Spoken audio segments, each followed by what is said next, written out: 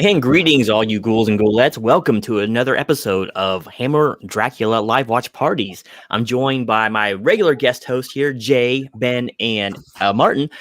But let me kill my sound here. Sorry about that.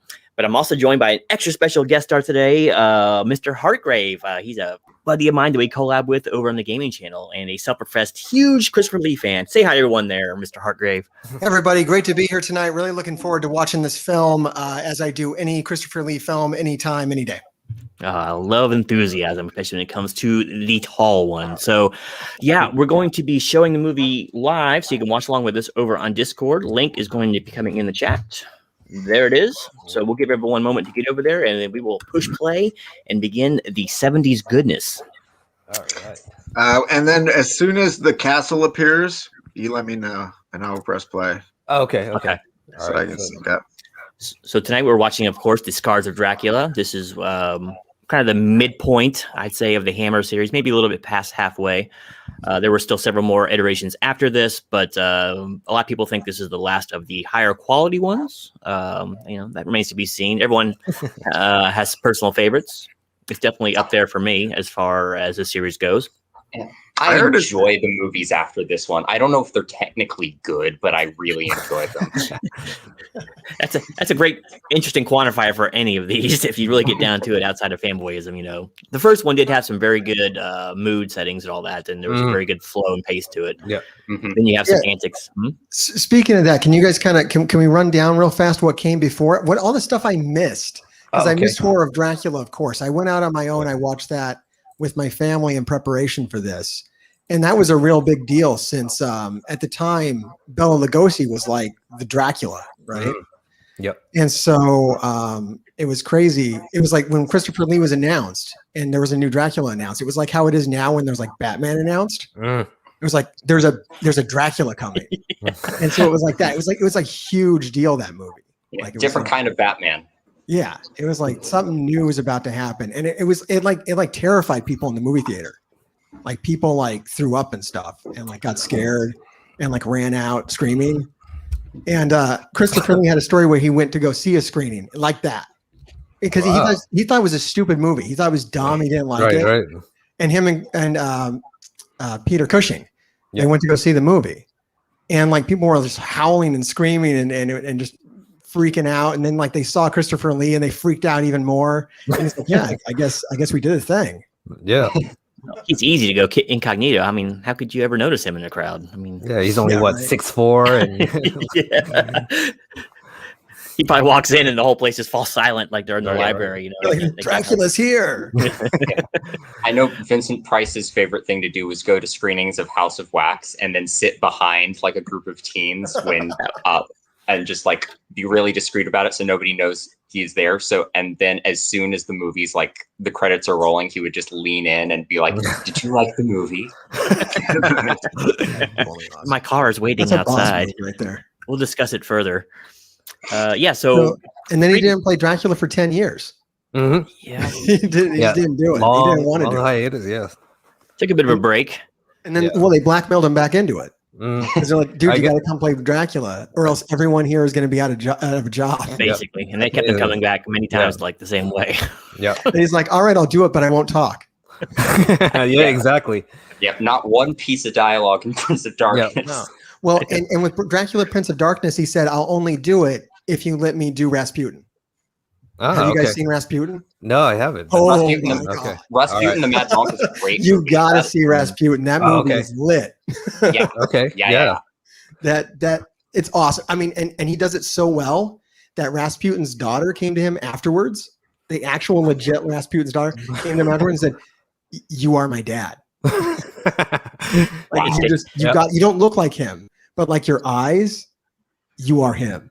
Right. So that's why he did that movie, was to go do that, because that was like a real act of passion for him. Right. Not the Dracula movie. Plus, how much money did they pay him to like come back? Nothing. No, he didn't get any money. They let's see. I think it was Taste the Blood of Dracula. So we skipped Dracula has risen from his grave. That one just sucks. Taste the Blood of Dracula. He was pressured into that one. They said, "All right, we're going to pay you this time." Okay. And his agent said, "All right, they're going to pay you this time." And then they didn't pay him. Okay. Yeah, let's see. We've done Dracula's Risen from the Grave. We started out with Horror Dracula, Dracula Prince of Darkness, and then last week we did, or 2 weeks ago, we did Taste the Blood of Dracula. So yeah. And now Taste the Blood of Dracula, and I think even the one before it, Dracula's Risen from his Grave, those are not Dracula movies. They were written as other movies, and then they shoved Dracula in it. Okay. So that's why they're kind of weird. Like I think you guys were even talking about Taste the Blood. I kind of watched that one a little bit, your commentary, and you guys were like, "It's weird. Like Dracula's not even like the villain. He's not. Yeah, he's not. He never was. It wasn't like that way. It's like the Hellraiser syndrome before Hellraiser. You know? Yeah, exactly. Movies that weren't now, actually Hellraiser. We are missing a movie. Do you guys know we're missing a movie? We're missing a Dracula role. Jess Franco's Dracula. Yeah, no, I actually have that one. I didn't know if you wanted to do that one. I want to do that one. I don't like that movie. I'm sorry. The first 30 minutes. He loves the first 30 minutes are the book. Okay. Legit. Okay. And then it goes off the rails. But they do like they walk. It feels like they're just going through the motions of the book, and they happen to have Christopher Lee. I mean, that's what Christopher Lee wanted, though. That was like it was going to be an amazing badass. It was going to have Vincent Price in it. What? It was Vincent Price was going to play Van Helsing in that movie. Oh wow! Christopher Lee signed on because of that. They kind of tricked him a lot at the time. Do you know that Christopher Lee was like in a porno and he didn't know it? Yeah, no, it's legit. Story. It's a legit porn. It's like a soft core, but they had the people behind them all naked and they put like sheets over them, and then they film scenes, and then they'd scoot them off, and then the sheets would go. And he only found out later. All right. They were doing all kinds of stuff to Christopher Lee. I mean, he was in the Howling too. That comes close. Well, see, Christopher Lee's too dignified to turn around, so they could be doing it right behind him. He's not going to turn. You watch the movie, and he is doing his thing, and he is just like, and the stuff's going on behind him, and he would never know because he's like, and that was a big part of his acting style was not to move. He was very big on being still in the moment and not doing too much movement. Yeah, he would criticize other actors. He's like, no, you don't have to do all that. It's a movie. You can convey without all that. Gesticulating wildly. I was going to say he is kind of like a silent actor because he does so much emoting with his gestures and his facial expression and stuff like that. Yeah, but without doing too much in either of those regards. Going back to Jess Franco's Dracula a little bit, though, they got Klaus Kinski to play Renfield in that movie. Yes. And yet they did not give him like any dialogue. You get Klaus Kinski, you get him to play freaking Renfield, and then you don't give him dialogue. What is that? I mean, he might have refused to speak. That's another one. True. He talked to Chris ahead of time. He's like, "Listen, here's what they're going to do. You don't have to talk to him. They'll just pay you to show up and smile. Just look intense." Yeah. Cody, good to see you. Glad you can make it. By the way, I didn't say hi to everybody. What's up, Cody?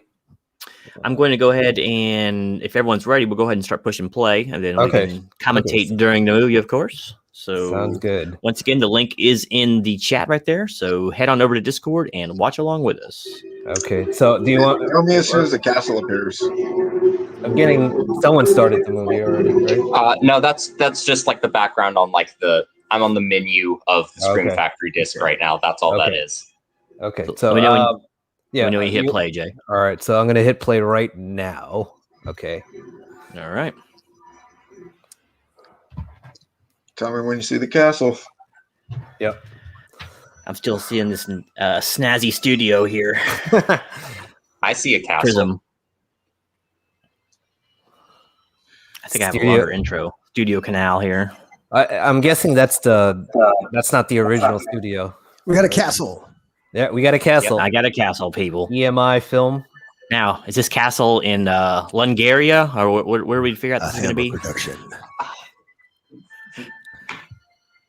Londylvania, I don't know. It's like they meshed Transylvania and London together in the first movie, so we need a name for what this place is. They travel by cart within hours between. So. There's our nice powdered Dracula. Yeah.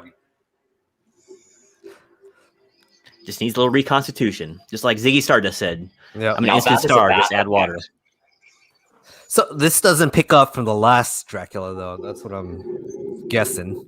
because It's weird because he died in the other in a church. He died in a church, not in his castle. Yeah, I guess he just got somebody to move the ashes somehow. Now Just that one random is a bat bat. flew him up Now there. you see, if I knew where Dracula lived, I would not go visit. It seems like a would. poor choice. Not like that. He's not AAA approved. Nothing. Yeah, no, I'm just gonna skip that trip. Like, Dracula lives over there. Cool. I'm not going over there. Now, is this bat just regurgitating blood onto Dracula for him? Yep. Yeah. Yeah, bats are nice like that. Yeah, Mhm. it's friendly. That's how it works. Okay. It's like if you kill them, you got to kill them in Antarctica or something where the flying mammals are not. They just encase him in ice and ship him to Antarctica, and then the crew from the Thing thaw him out instead of the Thing. That would be a different film. I'd watch it. Now, I think what we're seeing here is Christopher Lee showing us the loneliness of evil. Mhm. He was big on that in these. That's what he Yeah. described it as, and you can really see it. Yeah. That was He's not it. very happy. I mean, I think it helps that he was actually miserable doing it too. Klaus's world-class nut job. Yep. Kind of like Gloria Holden and Dracula's daughter did not want to play that role, but like that's a reluctant vampire character, so it really helps. It works out, yeah. Yeah. Real method acting. Uh-huh. Actually, as lonely as a vampire. Is there anything lonelier? Jenny Hanley. Even her name in the credits elicits some sort of heaving bosom response. Yep. I've heard this is one of the heavenest. Oh, it's the heaviest. If this was like Chef Boyardee, it would be the heaviest. Okay. And not the regurgitating heaving kind. Well, we got some of that too. Yeah, we did get some of that. So Yeah, it's right off extra the bat. Exactly. Yeah, there was a Pun conscious intended. attempt by the director to make this film just as horrid as possible. He really wanted to push as many boundaries. Like he was just on a mission. He certainly does. And I mean, you watch it, and it seems tame by today's standard, of course. I mean, there's a bit there. It's a little hardcore, but at the time, this was just blowing people's mind. Yep. Yeah. I would What year was expect this? no less Yeah. from the director of Dr. Jekyll and Sister Hyde. Hey, Martin, can you either lower your volume on the TV or move your microphone, one or the other? Getting like a lot of feedback. And then, they would legit hide a lot of what was going on here from Lee. He would hate this. He hated violence and blood and all that kind of stuff. So all the stuff that they would do with that, they would try to really keep it away from Lee during the filming. Well, Gotta keep Dracula happy. What year was this? 71, I believe. I think just 70. 70? 70. Oh my God. Mhm. And then Jess Franco's was 1969. And he played Dracula 8 times. So I think this was like the No. Just like the 5th or 6th. 6th. And then he did a bunch of comedy stuff too. Like he'd show up as Dracula in like comedy movies or on Saturday Night Live. So he did like a lot of extra Dracula appearances. But movies, there's like 8. The old innkeeper here with the Isaac Asimov chops has been in so many of these Hammer films. I mean, this is what he was doing it for. These people, he wanted to keep them. He wanted to keep them their jobs. Yeah. It would single-handedly keep the studio afloat when you do one of these. I've got the subtitles on right now, and it just says determined music right now. I don't want you to have to watch it on mute though, Martin. Yeah. Oh, it's not on mute. I can hear it just a little bit, but Okay. while we're talking, it's nice to have the subtitles on Gotcha. so I can. Yeah. I like Pick up determined music though. That's good. Yeah, I because it's always got watch just the descriptions of the music. sounds too, so those are fun. It just says speaking in foreign language now. Ooh. You guys want to do the What, English? You guys want to do the 7 golden vampires? That's the Hammer. I kind of want to. It's a good one. Which one is Iron Pyrite? Yeah.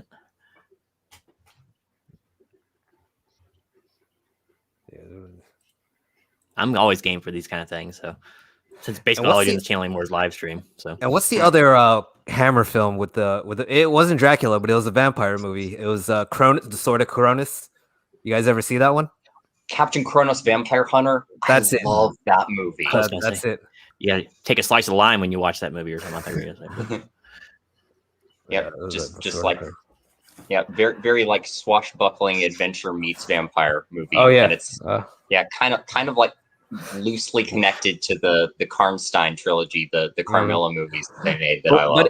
But it's the same atmosphere as the rest of the Hammer films, so that's what's great about it. Yeah, it's like a Dracula film without Christopher Lee, but just it's still as good. If there is such a thing, yeah. I mean, well, they tried. They tried to get other people to do it, but it didn't take. Yeah. I think Brides of Dracula is all right. Baron Meinster's kind of a cool character, but he's not Lee. He's just not Lee. No. Well, there is no other. And it's not fair because Lee has a built-in intimidation factor. Just the fact he looks down on everybody. So that's half of his job is already done, No crowd. I like this is kind of a nice juxtaposition here because you expect this to be a nighttime shot, right? But they're actually doing this in broad daylight, which actually makes sense too thematically if you think about it. Because why didn't everybody else do that? Why are they always attacking him at night? Yeah. I said I wouldn't go to visit Dracula's castle. I would like double down on that at night. I know, but everyone always travels there at night. Like it's one thing to go over there during the day. I'm not doing that either. But then at night, you're gonna up that up? No, I'm staying home. I'm just a sucker for pretty castles. I'm just blinded by how cool the castle looks. So I'll just walk in there for no reason. But you got to ignore so much stuff on the way. You got to ignore all the heads on the pikes. You got to ignore like the creepy carriage ride that no one is driving. Like you got so many signs before you get to drive the bat. They're coming, and you're just like, nah, it's cool. It's gonna be fine. The howling dog, it's fine. It'll be okay. No garlic the door for a whole opens on its hectare. own, and the wind comes. It's fine. Dracula's doesn't even have a lid on his coffin this time. That doesn't seem too safe. Because there is a window in bloody there. Spike, let alone a spike with a head on it. Yeah, there is a window, so I can't imagine. There's never a sun ray gets into there, right? There has to be at some point. Even if it's on the total south end of the cliff, it's going to see some sunlight. That's a quality bat. There's sunlight right there. Why isn't he dying? He should be incinerating. Indirect light. We can handle. They can handle indirect light. The bat is providing like shade for him. He just hovers there until daybreak. Oh, that's not cool though. Like he's a just biological. I wouldn't visit his castle, but if I did, I wouldn't. Dracula. He's just live air conditioning. I love how they just burned the stone castle down. It's great. They should really thought about their plan. All the villagers have been too scared to do this until now, and for some reason, at this point, they're just like, "We're I got an tired idea, of this guys. guy shit. Let's go burn the place." He's been killing us for centuries. Why didn't we think of that earlier? Yeah. Once again, everyone, if you're just coming into the chat or into the stream, there's a link to the movie over on Discord if you want to watch along with us. Yes, exactly. So we're not just disembodied heads here talking about nothing. Yeah, this is way better if you watch the movie with this. Yep. Although I bet there's a different kind of entertainment that you'll get out of this if it's just us talking with absolutely no context. It could be an interesting watch, especially on replay. Mm-hmm. I mean, that's what I did. I just watched play our commentary over Pink Floyd's Dark Side of the Moon and see what happens. I mean, it always lines up. I'd seen the movie, so I knew what was going on. Oh, poor Clove. I mean, who doesn't have Scars of Dracula like almost memorized? Our paper mache, it's going up. So is this guy like a thrall? I mean, who is this guy that's like so protective of him? And then they're casually, they're just like, okay, we burned it down. It's good. We're off. Yeah. No need to check up on it. All right. It's fine. It's all good. We'll check in with the priest and move back to the club. Yeah. It's all good. No, you don't got to stake them or none of that stuff. Just take off. We're gonna assume we got him in the fire. I'm confident. Little did they know they had the air conditioning bat on top of them. Oh. Exactly. Oh damn! That is a massacre, dude. There's like a bunch of them, I guess. Yeah, it's got a whole squadron. I mean, it's the same shot every time, but That's a lot of them. Well, they could only afford one bat. Okay. Number $6.99. That was it. It was either the bat, more bats, or they could pay Christopher. So they had to make a choice. Yikes. Oh, this is some serious action. Yeah, this already has a more kill count than like the combined like movies of all the other Hammer films we've seen. Oh yeah, yeah. I mean, that's a lot of carnage for a single bat. Yeah. But I guess there was a bunch of them. Well, there was a What did bunch. that How bat much of have that to single do bat? to them to get each of them individually in that state? Mm. They got to lay there and let them claw at you for a while. It takes a while with those little claws and teeth. Yeah, I like to imagine that they're just kind of sitting That there was a petrified, boss and the bat's transition. just like that struggling was a to nice get the little job done. dissolve. Yeah, I like that. I like Mhm. that. Candle into candle. Yeah. Oh, I like when gas power. that blood just randomly starts coming down from the ceiling to drip on the candles. Mm. Maybe there's a guy up in the rafters. See, when I first saw this movie, I thought this movie was set in the 70s. I really did, because the way all they're dressed here. Yep. No, that's just low budget. I didn't realize it was a Just period wear your piece. oldest looking clothes. Like, whatever. Yeah. Go in your mom's closet and your dad's Just whatever closet. you can find. Yeah. They're really dressed more for the prom than they are like It's not an ascot. 1700s. It's a napkin. It's another shirt balled up. I love the Universal and Hammer movies where you cannot tell what time period it's supposed to be set in, because Yeah, They you done have such a a, bad you have a job horse of pulling a design. Volkswagen. Yeah. It's so mixed. Like, I remember like reading about that.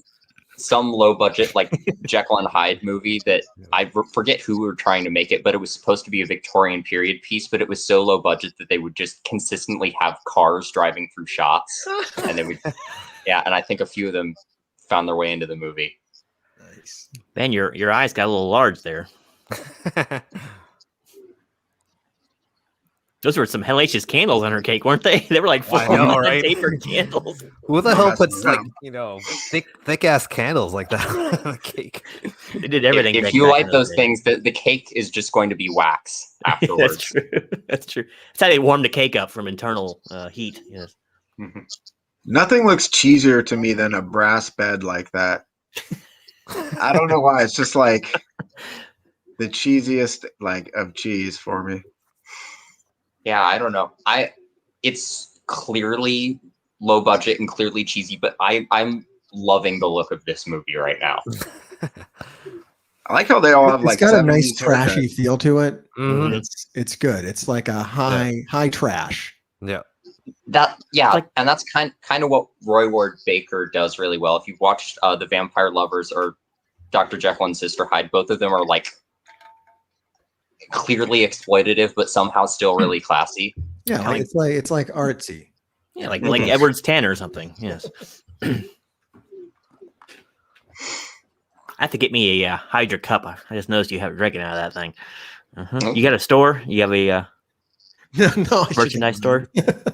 Just start selling stuff. If you'd have stood on his toes, we'd had full male frontal nudity there. Mhm. Frank, Um, what kind of mic is that? This is a Shure Super 55. Wow, Limited okay. edition black. Yeah, no, that I like the look of that. That looks I- like one of those retro. Remember, I told mics. you I wanted one just like Yeah. looks like the old vacuum mics that used to like Mhm. Ella Fitzgerald was singing to things like Yeah. Yeah, it's like that, except it's got good stuff inside. that. Yeah. Solid state. Cody, Honestly, what's going on? Good to see you, brother. Hello. Honestly, you know why I bought this mic? Because every other mic looks like a damn penis in your right in your face. Right? So I think that's our fault, though. I don't think that's like that's the mine. But I can't be thinking that while I talk into something. So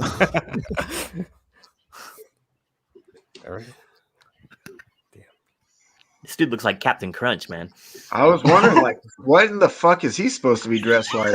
he is the captain. He's the Right. magistrate. Unfortunately, he had to go into his father's closet, and Yeah, they Well, he can't found find this. they dude's can't intense. find Van That's my Helsing, ball. so they have to hire Captain Crunch to fight Dracula This instead. seems That would be awkward. I think it's seriously awkward. bring me your crunch berries. yeah. They no couldn't Captain afford Crunch Tony versus Tiger. Count Chocula. That's a movie. Like no one's gonna excuse the lady to go get some clothes on. They're just gonna let her stand there. Oh, Yeah, Count Chocula versus Frankenberry. Yep.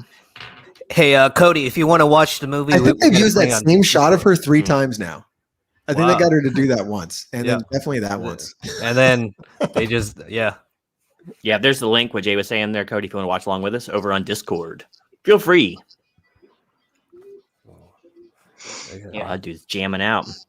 Mm. On a serious Yeah. note, if you want to hear really good accordion music, listen to a guy named Koba. He's over in Japan, and he mixes it with kind of a EBM thing. He's been doing it for a long time. Ooh. He did some music for Suikoden, the Suikoden series, Suikoden 4. So, Oh, okay, nice. amazing guy. He's really hard to find, though. It's hard to find stuff. Going back to what you were saying about this kind of being clearly a more exploitative Dracula movie, the director in The Vampire Lovers, the actress who plays Emma in that movie, has several nude scenes that she did not want to do at all. So they just told her that those scenes would only be in the Japanese release of the film. And then they You were get in not. so much trouble for doing that stuff now. Yeah. You can't do that now. Yeah, I feel horrible for her because God, You get canceled doing that now. Why does anybody work for the studio? It's like, hey, we'll pay you. No, we promise. You think word would get around, right? You won't be in a porno. He's in a porno. Yeah, I know. It's like, why are they playing that bass music in the background here? I don't understand. And why is Ron Jeremy offset? No, this movie won't be violent. No, we're going to do an authentic rendition of Dracula this time. Don't worry, Lee. Oh yeah, I mean, he wasn't even here though. I mean, we've seen like how much Dracula? yeah. Well, I mean, that's the He walked through problem a with window so far. I think that's the biggest problem with the Hammer Dracula films is there's too little Christopher Lee. Like we would love to see a little more, He a lot more. He wasn't into it. He wasn't doing it. I So- I mean, what did he do? He did like the Sean Connery thing. Here, I'm only shooting for like a week, so Yeah, he was like, "Yeah, you got 2 days. Let's go."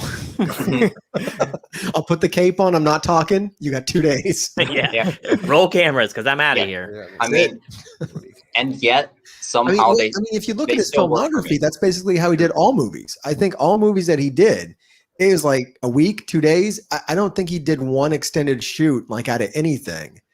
Maybe he spent some time on Rasputin because that's like a piece of art. I mean, that's the best thing about Rasputin. Not to sidetrack from this, but No. it's like wall to wall Lee. Oh yeah, The it's movie's called he's Rasputin. the main He is character. Rasputin. He's and still you like are the watching villain, but Rasputin. it's the life and times of Rasputin. That is a great movie. I need to watch that again. It's awesome. Yeah. So, like, now we're in the 1700s or some shit? I Those think powder so. I blades? mean, Now he's Batman. oh my god. Oh, damn. I love the brothers in this movie, by the way, because most of the time the male leads are kind of blasé in these films. I love like the brothers in this. They're so good. They're so rich. Yeah. So rakish, so roguish. I like to think that this movie is set in our fictional world of, I guess, Londylvania. But it's also just set in the 70s. 1870s or 1970s, we're not quite sure. It's just the 70s. The 70s. And then they pull up the Studio 54 in this stagecoach. But we'll pay. Oh, here's a day for night if I've ever seen one.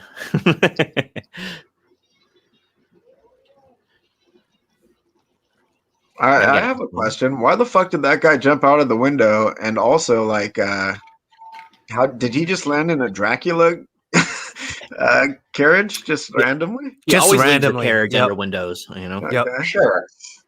Yeah. What exactly are we watching? I don't know what's happening right now. What is this?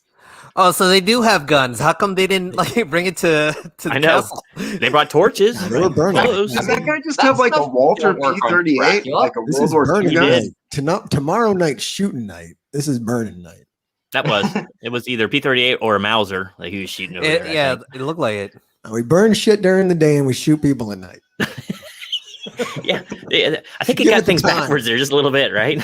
Yeah, I thought you were supposed to shoot first and ask questions later. Well, it's easier to shoot things in the daytime when you can see them, right? Burn At first night, and those shoot torches people would light later. your way. Well, but like you're supposed to like everything is like evil at night, so you're just no matter where you're shooting, you're going to hit something evil. I guess that's the rationale.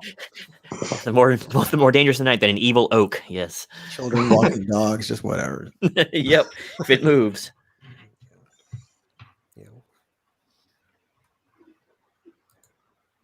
Is that why they have so many mounted chupacabras in this in Lundylvania? Yes, I'm eagerly waiting seeing the first jackalope. Mhm. You know, it's That's gonna right. rear its ugly head. That's Yep, right, I'm we just don't have- waiting for the prequel about the jackalope and its unfortunate encounter with Dracula. And now it lives forever, Hmm drinking the blood Yep. of other monstrosities. Yeah, it's just like a head on the wall, but it's still sentient, and Dracula has to feed it blood to keep it alive. Kind of like the one in Return of the Living Dead. Uh-huh. Poor head just sits there and lives. Yeah, or kind of like the kind of a reanimator deal as well, except that head finds its body again and wreaks havoc. That I head was has thinking a lot like of fun. Zombie from Pee-wee's Pee-wee's Oh Playhouse. yeah, yep. Zombie, except dependent on blood. I bet Zombie is dependent on blood. Actually, He is. They don't show it, probably but he's definitely accountable. Mecca high, Mecca honey ho. I'm missing all the outfits though of the old Hammer films where they have like decked out. They're sleeping gowns I and am they're missing eating the gowns. fashion, and that's one of the ones I did like that about Horror of Dracula quite a bit. That Christopher Lee just shows up, and he's not quite the monster. He's actually saying lines and stuff. Oh yeah, yeah. He just dialogue. And I like how no one judges him for the way he dresses. It was like not weird to dress that way. Cape. And it Yeah. wasn't back then. Like it was Ruben. not weird to go. You were just like a businessman if you had a cape on. It was fine. They should bring back the And cape. why We is should it so bring back- weird today when I Absolutely. leave the house in my cape and people are just like, "You're a weirdo." Yeah. I'm like, no, I'm a businessman. I don't have to do business. I have my cape. Cape. It's fine. They won't let you They within don't 1,000 yards get of a it, school. no, So but Dracula had it fine. He could go out in his cape and nobody said shit, and it was great. And why do they look at me funny when I'm in my Captain Crunch cosplay? Yeah, it's just That's what I wanna know. naval officers used to wear that stuff, and, it was fun. Exactly. And no one Yeah. judged them. People gave them Yeah. respect. Yes, sir. Normalize Captain Crunch cosplay again. It's bring it fun. back. Bring back the crunch Salute. berries. You salute. You know, the best part was like anytime Peter Cushing's in these, he'll be sitting in his drawing room at home alone, full cravat. Oh my like, God, he was looking briefcase, so waistcoat. fly in Horror of Dracula. Yeah. Like, Ruby you're like, pin. what is he wearing? I'm like, he's a boss. Whatever the fuck he wants, kids. They're 11. Uh-huh. Whatever the fuck he wants. That's the truth. That was his- that wasn't even a costume. That's what he showed up wearing. Shit. Oh, well, here comes the rogue. Now this guy's a player though. He Yeah. goes after like all the girls in the. He jumped from bed to bed. Yep. And she preheaved just now. She like undid her buttons and stuff. He must be the 18th century version of a Chad, I guess. Very coquettish she is too. Look Or at just a this. pervert. I don't know. It could be. It seems to work well for him though. Until he runs into Captain Crunch. Never Mac on the captain's ladies or daughters. No rooms.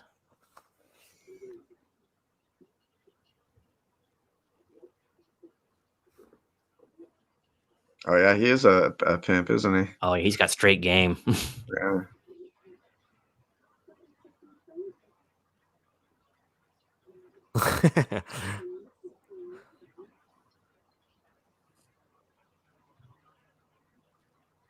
Oh, she's heard it before Mhm. and fell for it before.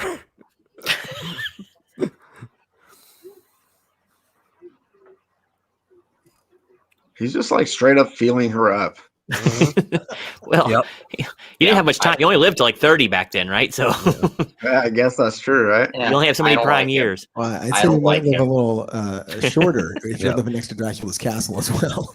He's how I envisioned myself in my teen years when I wouldn't get within 5 feet of a girl.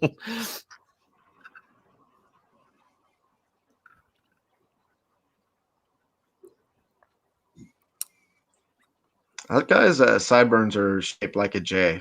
I know. Yep. I wish I could grow stuff like that. Yeah, man, that's what you need to do. You need to grow you some J sideburns. or so, You yeah. You keep some cherry tomatoes in it when they get long enough, you know, later snacks.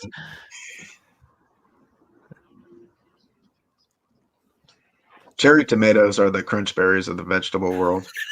They're, they're actually fruits, but Ladies and gentlemen, our first non sequitur of the evening. still. That's not a non sequitur. That makes perfect sense. Well, it does if you listen to the whole conversation. I mean, but if they start the video at that point, they're never I going mean, to know. if you don't have context for it, it's gonna really confuse you. But it makes sense. In our world, it does. In Londonvania, A Londonvania. Yeah, that makes sense. It makes perfect sense. The Crunchberry reigns supreme, and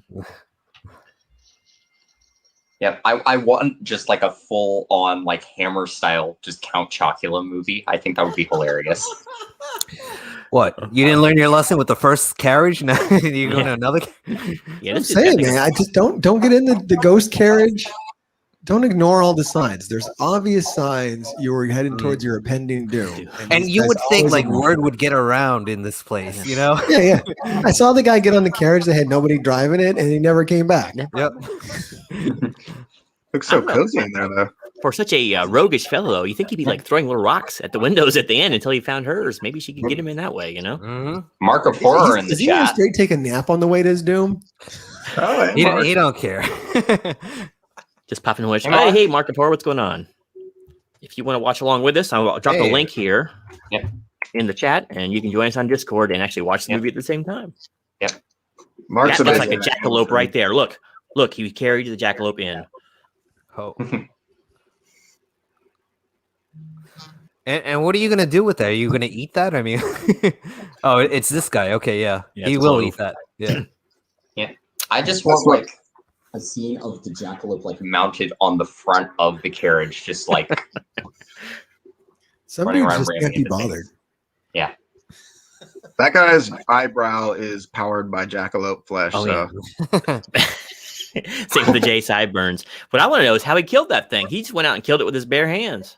I didn't see any gun or anything in there. probably Spear? used like an AK-47, one of those Londonvania AK-47s. He lured him out with cherry tomatoes, and then They got those. Well, I'm glad you stopped by even for a short time there, Mark. I do appreciate it. Yeah. Take care, Mark. Later, Watch on Mark. the replay if you're really bored. Yeah. This guy knows his hammer for sure. Yeah, Mark knows. Mark about. Mark knows everything. Mm. Thanks for stopping by, Mark. Well, tell us, Mark, where did they get the costumes for this movie? We've already seen some interesting characters. Everything looks like cheesy good in this. I like it. They're just chomping bit for the smoke machine. Please, let's use the dry ice, please. Yep, fog makes everything look better. Doesn't matter what the scene is. Add fog, looks better. Plus, it hides the plywood floor. This probably also has the most special effects out of all the Hammer films. Yeah, I'd agree with that. They are definitely special. They had to do something to replace the script. Oh, watch that step. Yeah, that's a close one. No guardrails back then. Yeah. Much less safe time. Hence, living to 30. I mean, seriously, look at that. I mean, it's a goddamn hole in a wall, and you're just going to keep walking through it. This man shows Yep. poor judgment left and right. Yeah. Yes, really poor judgment. He's He good with the does. ladies, Hammer but horror movies don't happen without poor judgment on someo's part.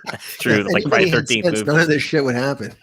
Yeah. This guy just falls ass backwards into women. Yes, he know, does. right? He's like the Hugh Hefner of his day, man. Dude, I love his suit. It's like a houndstooth meets a zoot suit, man. It's awesome with a waist belt. I mean, the biggest part of the lore is exercising poor judgment because Dracula can't come in your house unless you invite him. Mm-hmm. Yep. So straight up, you've got like the perfect defense against Dracula. Just go home and don't let him in. Yeah, And yet they still fuck it up like every movie. every time. And in the Hammer movies, Come on it's in. like at the beginning of Horror of Dracula, he's kind of keeping up the facade. I wish we kind of got more of him pretending to be human, like we get with like Lugosi. But he doesn't do that, and yet people keep inviting him into his house, even though he's like a feral animal. He's got the 99% blood of coming the time. down. Yeah, He's clearly eating someone. You're like, come on in, dude. Please, cool. please, enter. That's Yeah, a fireplace. She I mean, straight up just- looks yeah, I like would she's not on invite her way to the Christopher Lee into my Renaissance house. fair. Oh, yeah, she Yeah. is. She sells ye Yeah. old pretzels. Yeah, she sells one of those Yeah. like those lamb legs or whatever the fuck they eat. Is it mutton you be wanting, sir? That's the Irish one. But ooh, Christopher Lee's talking. This is something. he's like, don't tell my agent.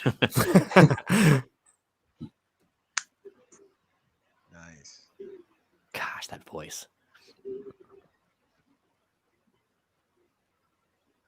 A little bit of premonition there on the blade. Mm-hmm. Yeah, here we go. He's doing the keeping up the facade of being human thing again now. Except I feel like everybody and their mom knows that he's a vampire at this point. He's clearly a vampire. His own mother thinks so. I mean, I guess he's not interested in him because, why bother? And I think it's the red lining that gives it away, which I believe he's against. I believe the original one, he didn't have the red lining, and that annoyed him to have the red lining. Mm. It would too. I mean, because he's trying to be stealthy here. And you give me the red line's like,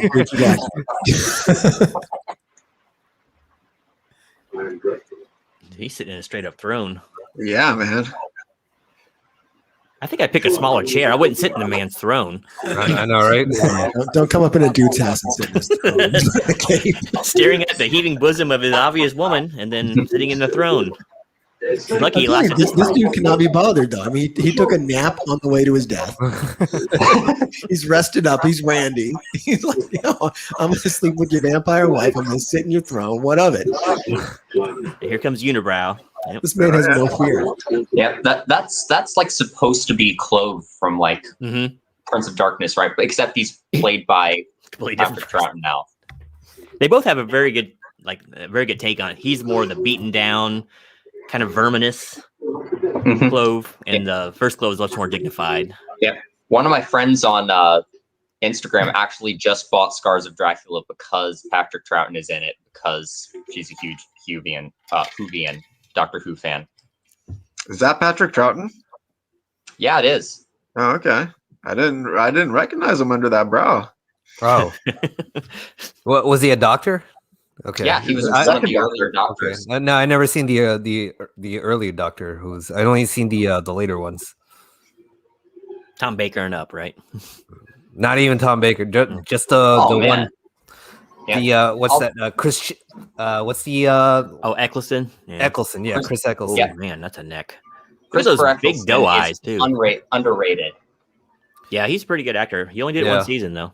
Well, he didn't want to do it anymore, so. Yeah.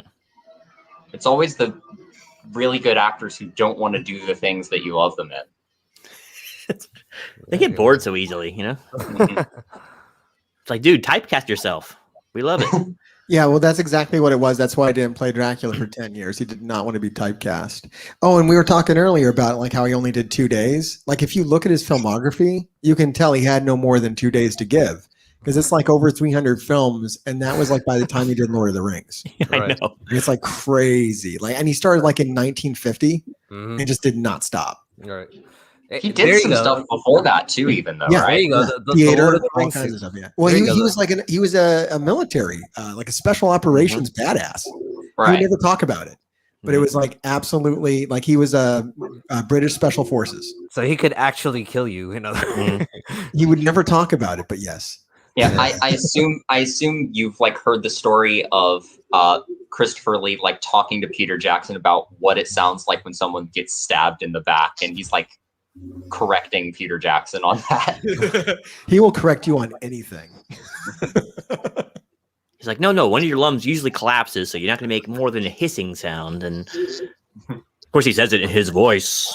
A hissing sound shall produce from your lips once one lung is punctured. I can't do it justice. Yeah, my favorite is I watched the special features for Return of the King, the extended edition, a while back, and in that Saruman falls off Isengard and gets like impaled, and it's just behind the scenes footage of Christopher Lee getting ready to do that scene, and he's just like laying there impaled on this spike. And he's like, last time I did a scene like this, I was looking up at Peter Cushing, and now I'm looking up at Peter Jackson. And last time I did this, I made $25.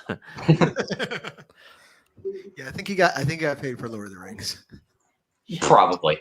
I would hope so. If he'd been just a little bit younger, he would have been Gandalf. Yeah. And Tolkien wanted him to play Gandalf. Tolkien lobbied for Christopher Lee to play Gandalf when he was alive. Told you, he doesn't know how. Believe me.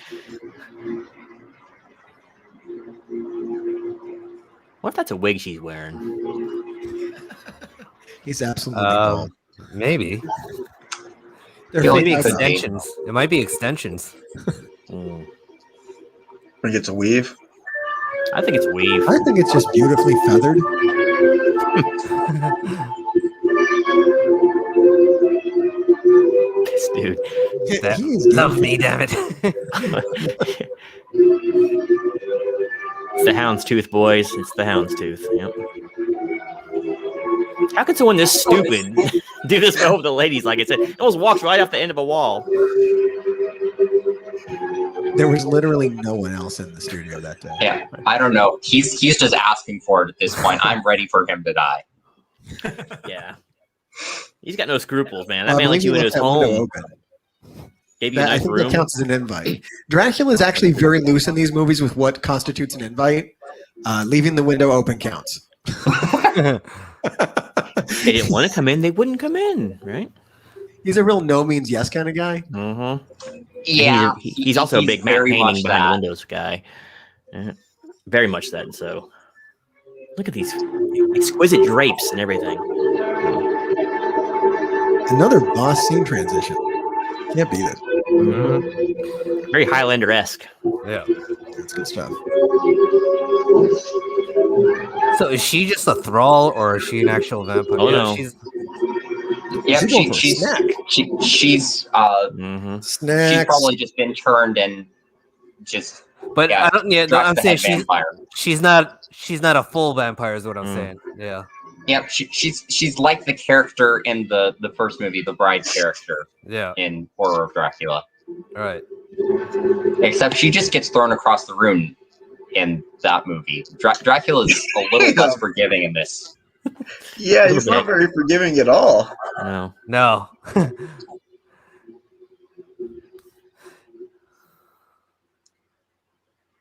But wasn't she a vampire? So wouldn't that have to be like a steak or something?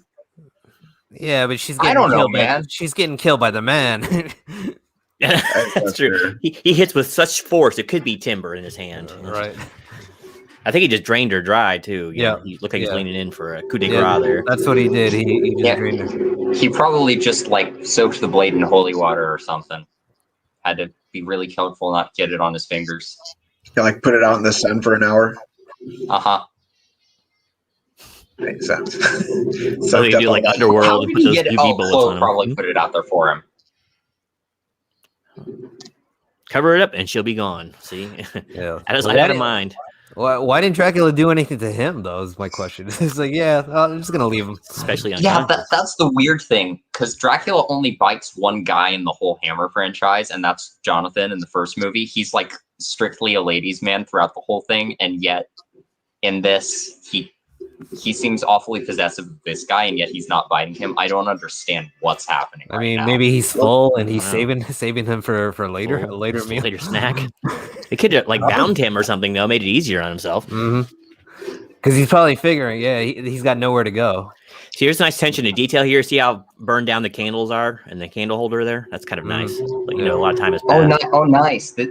He's actually doing the tying my bed sheets together to leave it. This is something that Jonathan does in the original Dracula, I think, in the book anyway, trying to escape. Yeah. See, this is what the inn girl should have done if she wouldn't really come up. Oh, I mean, you're not going to do it with a square knot. What are you kidding me? Oh, no, that's perfect. On Velvet? Use a half Sure inch. hold. Sure hold. See, Clove's a voyeur. He thought they'd still be going at it here. That's why he's listening at the door. He just wanders in He at came about up to time. hear something. Yeah. The master sent me. Right.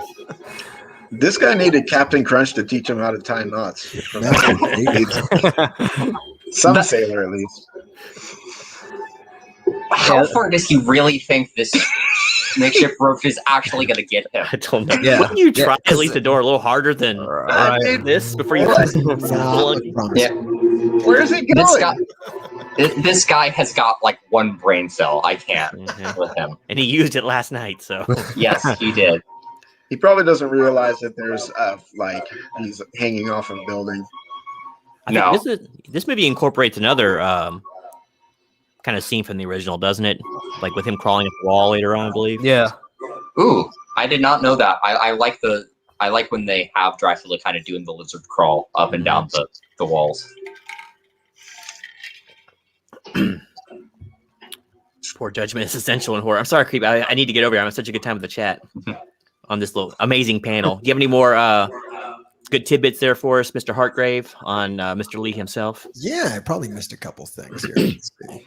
I got a whole He comes prepared, unlike myself. Yeah, I guess it's kind of, well, it might be interesting. Yeah, we just watched some kind of racy content there. So what happened was, yeah, he toiled in film and stage from like the late 40s to mid 50s, and he was very famously, Christopher Lee was very famously told that he was too tall to be in film. A producer back then were like, "No, Christopher, you can't be a leading man. You are too tall." So he went to Hammer to make these were basically X-rated films at the time. These were like underground kind of seedy, not with video nasties, I believe they're called there in Britain. And the first one he did was Curse of Frankenstein, and he was cast for his height. So he got the laugh on that guy, and that's what started this whole thing. And after Curse of Frankenstein, of course, he got the lead in Dracula. And the role is always meant for Lee. Dracula, they after Frankenstein, they're like, we're doing Dracula, and you are Dracula. Yep, they kind of did the same kind of casting thing with the Mummy, right? Yeah. Well, they had two guys. There was a guy who was actually taller than Lee, but for whatever reason, they were like, no, Lee's like more intense. We're gonna go with Lee. Like, we think he's just got something a little extra. And I think maybe they had it in mind. They wanted to roll him into, get him on contract and get him to be Dracula. Yep.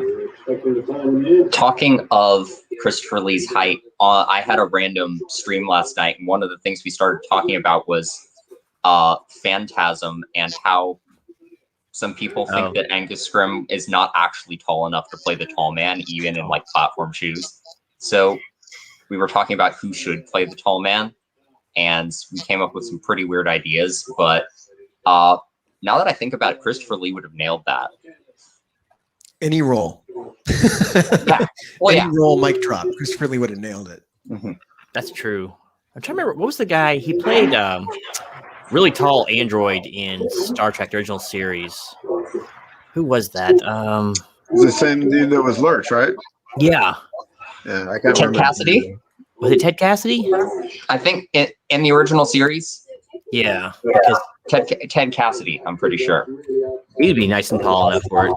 Make a good Frankenstein, I think. David Prowse played Frankenstein, did he not?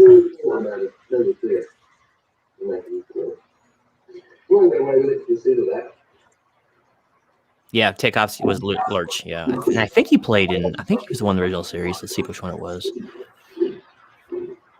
That was a good one because it had one of the most famous women's outfits in all of the original series. And then so Christopher Lee also, I think everybody here knows, he had great respect for the source material, the actual novel, Bram Stoker's Dracula. So that's why I refused to speak the dialogue out of respect for the book.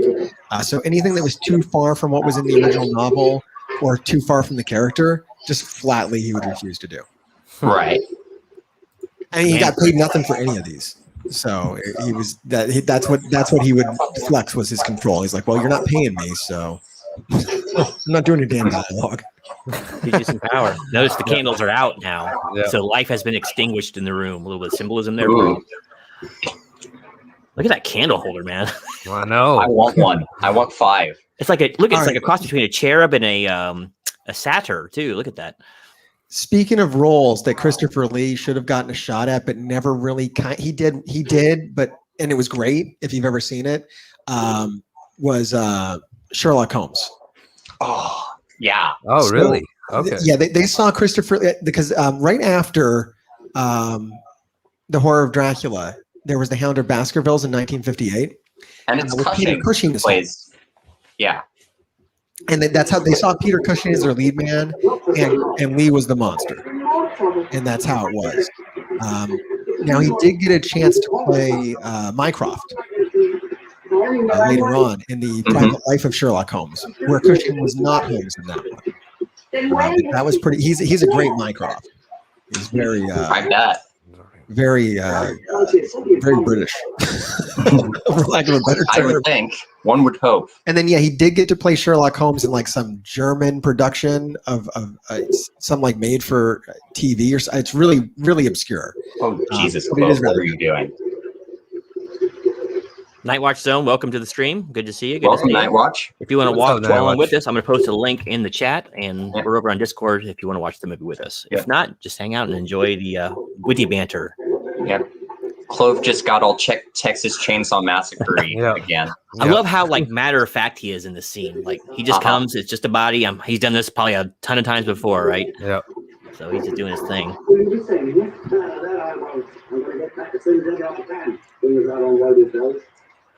He started with a saw and then moved on to a cleaver. Is that what just happened? You gotta Yeah. have He these started tools, with the man. cleaver, You gotta then have your switched tools. to the saw, then went back to the cleaver. Is what happened. It's order of Okay, that operation. makes sense now. Now I get it. Totally makes sense. He just took the saw for the There's a bone. process. You can't just like hack the body all willy nilly using whatever kind of tools you have. You gotta do. You I get mean, certain trust me, you tools for can. certain parts of the body. No, you definitely can do it all willy nilly. Yeah, but that's not I mean, the I way would to mutilate a horrible body. mess.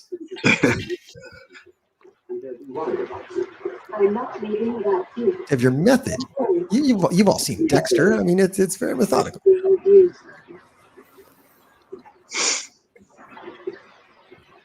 They're in their traveling clothes right now, so not nearly enough, not ornate enough, but it'll have to do. Yeah, the wardrobe is all over the place in this movie. It is. And I love it. Going back to what you were saying about Christopher Lee kind of being typecast as like the villainous characters, I really like him in Two Faces of Dr. Jekyll because he's just like the random womanizing character in the background. And he's not a good person, but he's not the villain either. He's just playing this really pervy background character that's cheating on Dr. Jekyll with his wife. Yeah. It's really weird watching Peter Cushing as a good guy, though. Yeah, it just seems wrong somehow. It's But like I guess- Captain Crunch being on the Quaker Oats container. It just doesn't work. But I guess when you have Peter Cushing and Christopher Lee, you're like, all right, which one's the good guy? That's All right. true. Yeah, I guess it's you, Peter. Meanwhile, Jay Burns is kind of like in the Wild Wild West. Yeah. I love his little curse. You know what? There is a good hero turn, and I might be remembering it wrong, but I'm pretty sure in The Devil Rides Out, Christopher Lee is like the main dude, right? Yeah, he's like balling. fighting He's the the hero, forces of yeah. Satan. And that's He a actually badass brought- movie. Yeah, he brought the novel of that book to Hammer and was like, "You need to make this a movie." That was Yeah. Lee's call. When he's calling the shots, the movie's good. Yeah, that's true. They should have let him make more movies. That's right. If you want me Yeah. to your porn movie, you're gonna have to produce this movie too. So. Fine. Hang those sheets up. Yes. Did he ever direct anything? but only if I play Rasputin. Well, I mean, he's I don't know. making Did he ever direct anything? he's making 100 movies a year, so he's like, Yeah, I don't have time. I don't have Yeah. time to direct. Pick his battles, Let's But see yeah, if there's Devil Rides anything, Out was one of the rare hero turns for Christopher Lee. There's not many, Mhm. but that's one of them. They don't pay me as an actor. What do you think you're gonna do as a director? He does have 2 producer credits, but no directing credits. Yeah, I think he just directed himself. I mean, he wrote all the dialogue that he does speak. He wrote. Right. The script was especially for what was it? Horror of Dracula. Yeah, everything he said in that he wrote. He took because their script was like absurd. He said it was like, I shall come for your blood in the night, and you shall, all this kind of crap. Right. He's like, "No." Yeah. Imagine he just goes up to the director. You will direct it this way. Here's Are what you we're gonna say doing. no to Christopher Lee? He can kill you with one finger. Here's what's gonna happen. First, I will stab you in the back, and you will make a sound thusly. And after I'm this, here, and I'm not gonna move and blink. and your wife will follow me when I point. Yes.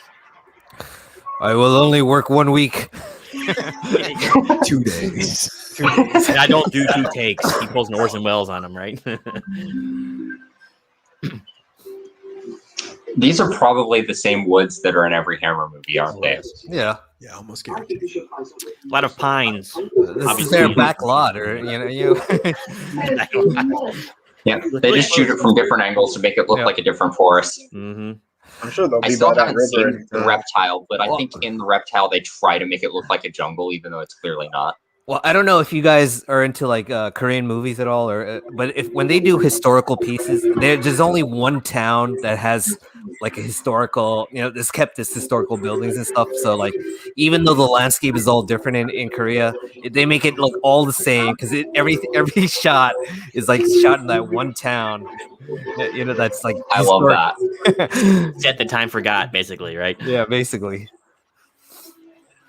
It's gotta get challenging to try to shoot from different angles to make it look like a different place every time, right? Uh-huh.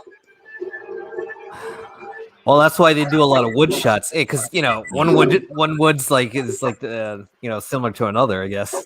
This guy keeps kissing in the woods. There's gonna be another kind of wood shot here going on here. Oh God. Poor Jenny here. Yep. Probably the most smoking of all the Hammer girls. Though. That's a real bad. I don't know. I don't know about that. It was a real bad. Oh, that was awesome. Real bad. They hover. Wow. They're like hummingbirds. It might have been a real bad at one point, but until they stuffed it full of formaldehyde and rags. Yeah. Clove's getting all gussied up. Look That's at that picture. definitely harmed in the filming of this movie. But the poor rubber trees. Bats and Christopher Lee's soul were damaged. That's true.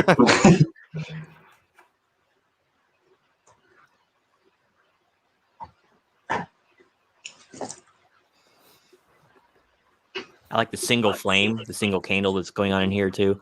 It's another indicator of how lone Clove is here, because every other room has the giant candlestick appendages. This thing's going on. He's just got the one solitary candle. I like that Clove gets to be more of a character here instead of just the henchman. He's got a little bit more of his own arc going on. He's definitely Stockholmed really bad in this one, though.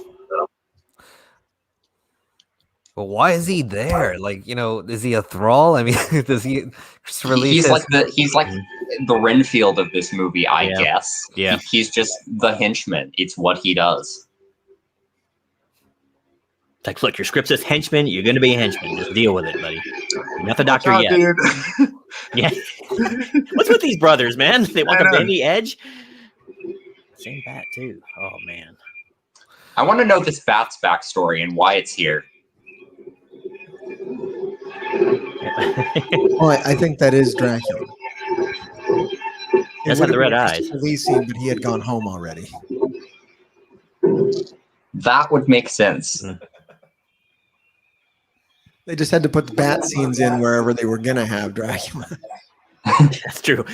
Lee had already spent his 2 days on set, so they were out. Like, I don't know what to do now. I guess we'll have the bat come in. Get the big bat. We don't have a bat. We'll just make one out of some shit. Yeah, we thought about just having another guy in a cape come in and just like put it over his face, like Plan 9 from Outer Space style. Pretend it's not Christopher Lee, but that didn't work, so we're just going to use the bat today. Yeah, we couldn't find another guy who was 6'5", so just give us some reaction shots and bring that rubber bat over here. They could have just put the guy in platform shoes. I don't know.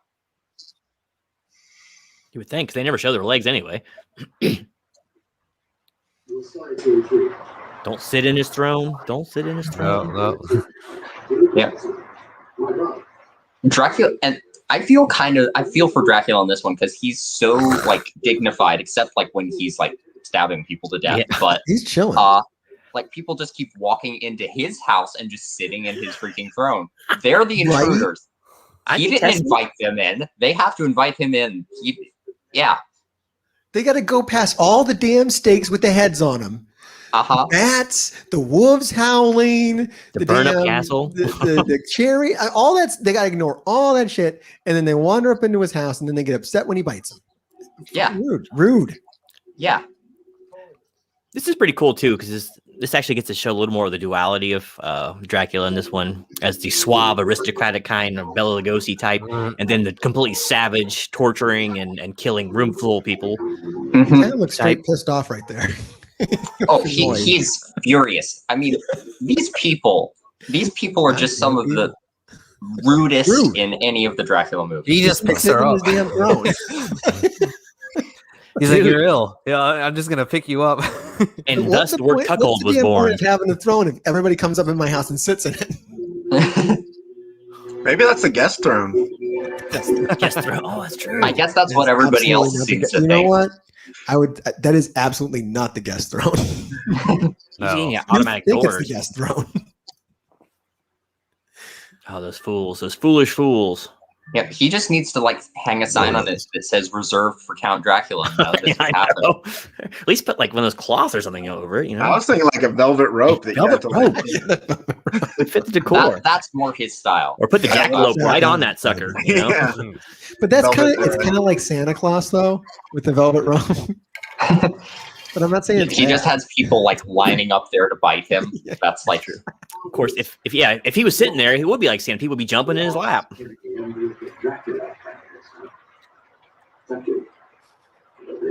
You're supposed to invite Dracula into your house, not invite yourself in Dracula's house. it's See, a strange man just carried me into the bedroom and locked me in here. Let's put on this little nightie that he laid out for me. Exactly. Seems Let's like a get good all idea. lubed up. Yeah.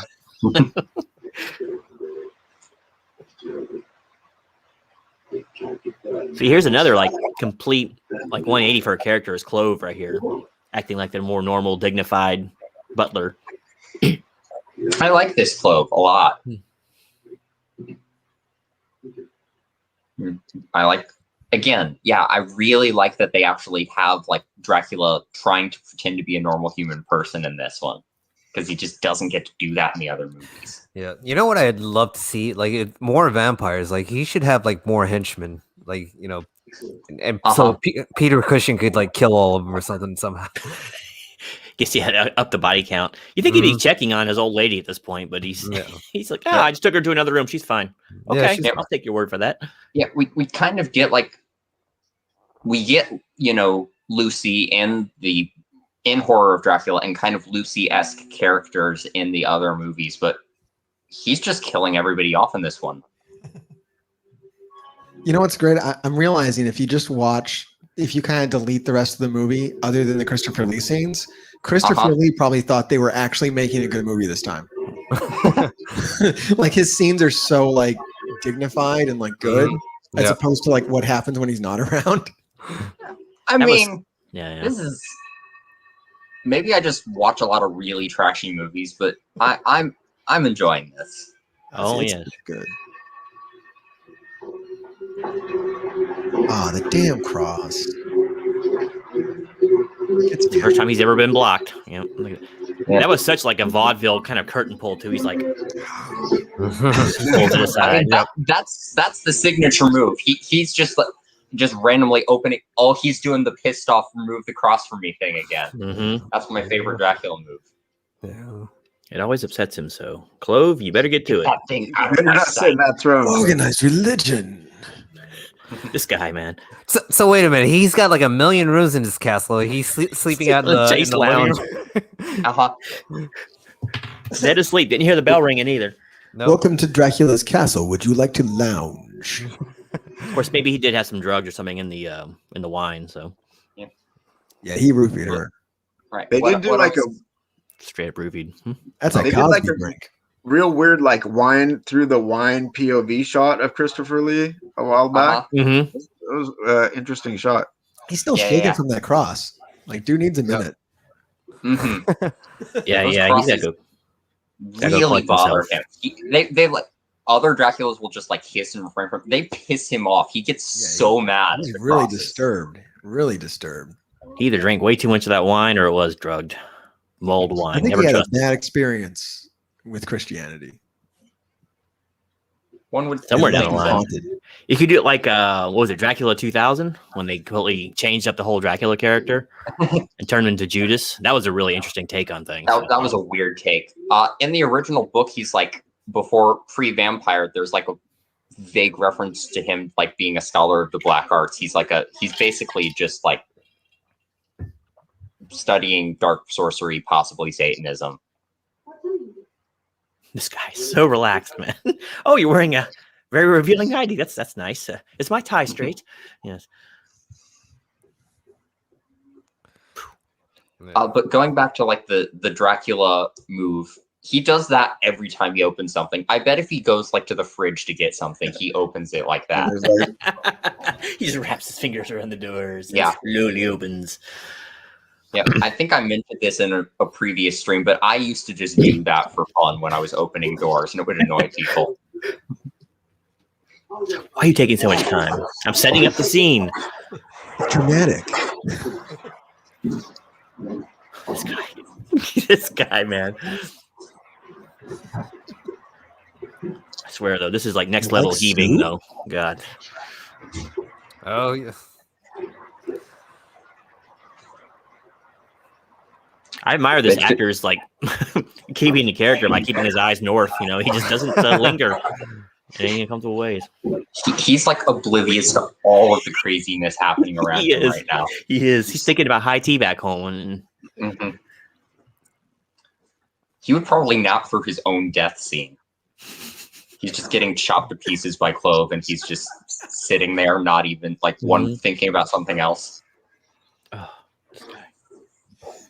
What? Oh, my legs are gone. Super casual right now. He has put the belt on his coat, though. Yeah.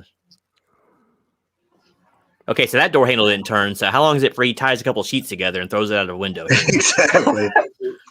I bet if it's just like let her one sleep through the floor window. down, you could still do that. He could also be good at opening doors. So it went from like a majestic looking castle to like a dungeon. Real quick. Castle Grayskull now. I mean, know, every right? castle's got its dungeon, and it's got to be intimidating looking. Where's the sorceress? She must be in that room. Oh, there we go. It's a fungeon. I hear him moaning. I must Dungeon. break in. Yes, this stout oaken door. Dude went all shaft on that door. There he goes. Yep. That's a shitty castle door, man. You should Really be able bad. to just like willy-nilly kick Shoddy in a workmanship. castle door. Oh man! Oh no. So Dracula's just been whipping Clove this whole time. As you do. He misbehaves. And he must pay the price. He's probably a little bit starved for entertainment out that way. Yeah. Yeah, keep him in line. Everything. Tell me. You won't hear it. It's true. You won't hear me. Go away.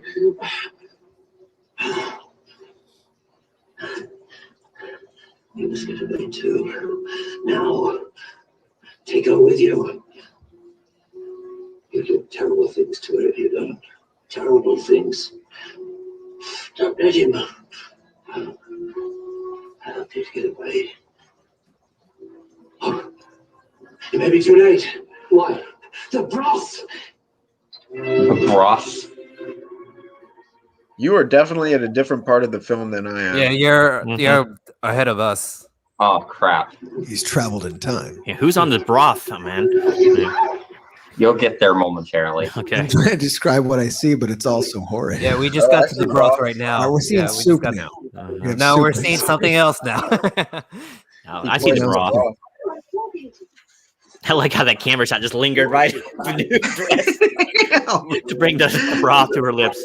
Yeah, that's perfectly good soup. What are you doing? Also, I get the sense that Dracula is just drugging his victims now instead of hypnotizing them. What is the Slip 70s? it on the roof. It is the 70s. Yeah, he's advanced. He ran out of his mojo, man. He's got to freaking use pharmaceuticals now. But Dracula should have more mojo than this idiot who's somehow the ladies' man of the movie. Oh. He should be able to like hypnotize you with his eyes, not his He drugs. He should used be to able to do. do what he does in every other movie. That's true. Oh, there's another day for night right here. Whew. I like the day for night shots.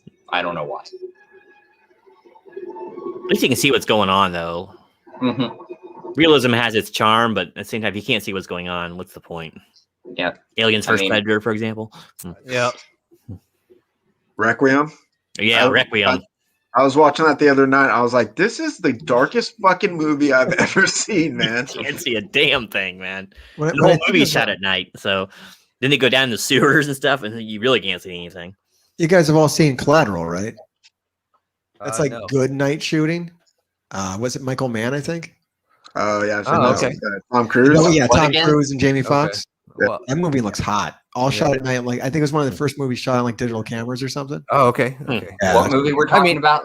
Collateral. it could be done. Tom Cruise Oh, I've plays not like a seen hitman. Hey, Trenchy. Hey, what's up? What's up, Solar Trench? Trenchy's in the house. What's going Trenchy in the on? house. What's up, Trenchy? You need like a really fast exposure, right, when you're shooting at night. So Hmm. it's good to see you, Trenchy. You can do it a couple different ways. Yeah, they do use lights, the newer way, but they use a soft white where it's diffused, and so it's not like bright on you. Yeah, I'm probably a little ahead of you now, but I'm pissed off at these villagers right now because they went out and just went to town on the castle earlier trying to burn it down, and now a man's life is in danger, and they just are refusing to help. It's got nothing to do with These us. villagers cannot make up their Well, damn it's mind. night now. Yeah. They're I wise. guess. They're I holed up in guess. the inn. They know where the action is right now, since there's no other strangers in town for the barmaid. They're all sitting around hoping right now at this point. There's like 4 deadbolts on that door, if you notice too, which is kind of a nice little indicator of their fear.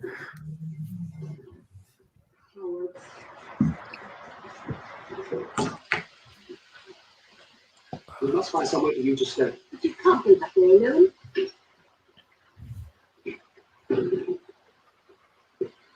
Come with me. That dude's wearing like the hospital gown version of a vest, by the way. Yeah. Is it weird that I kind of want one? Not at all. Not at all. That dude's got a purple lining inside of his hat. I got a white one inside my bowler. But Oh. It was once found in the villagers refused to come there any longer. Mine is just like yellowish. it's a foamy mesh. Exactly. Mine is what they call jaundiced. My friend Sexy Monkey loves that movie. I guess you're talking about Collateral. Mhm. Yeah, Michael Mann. All right, I was right.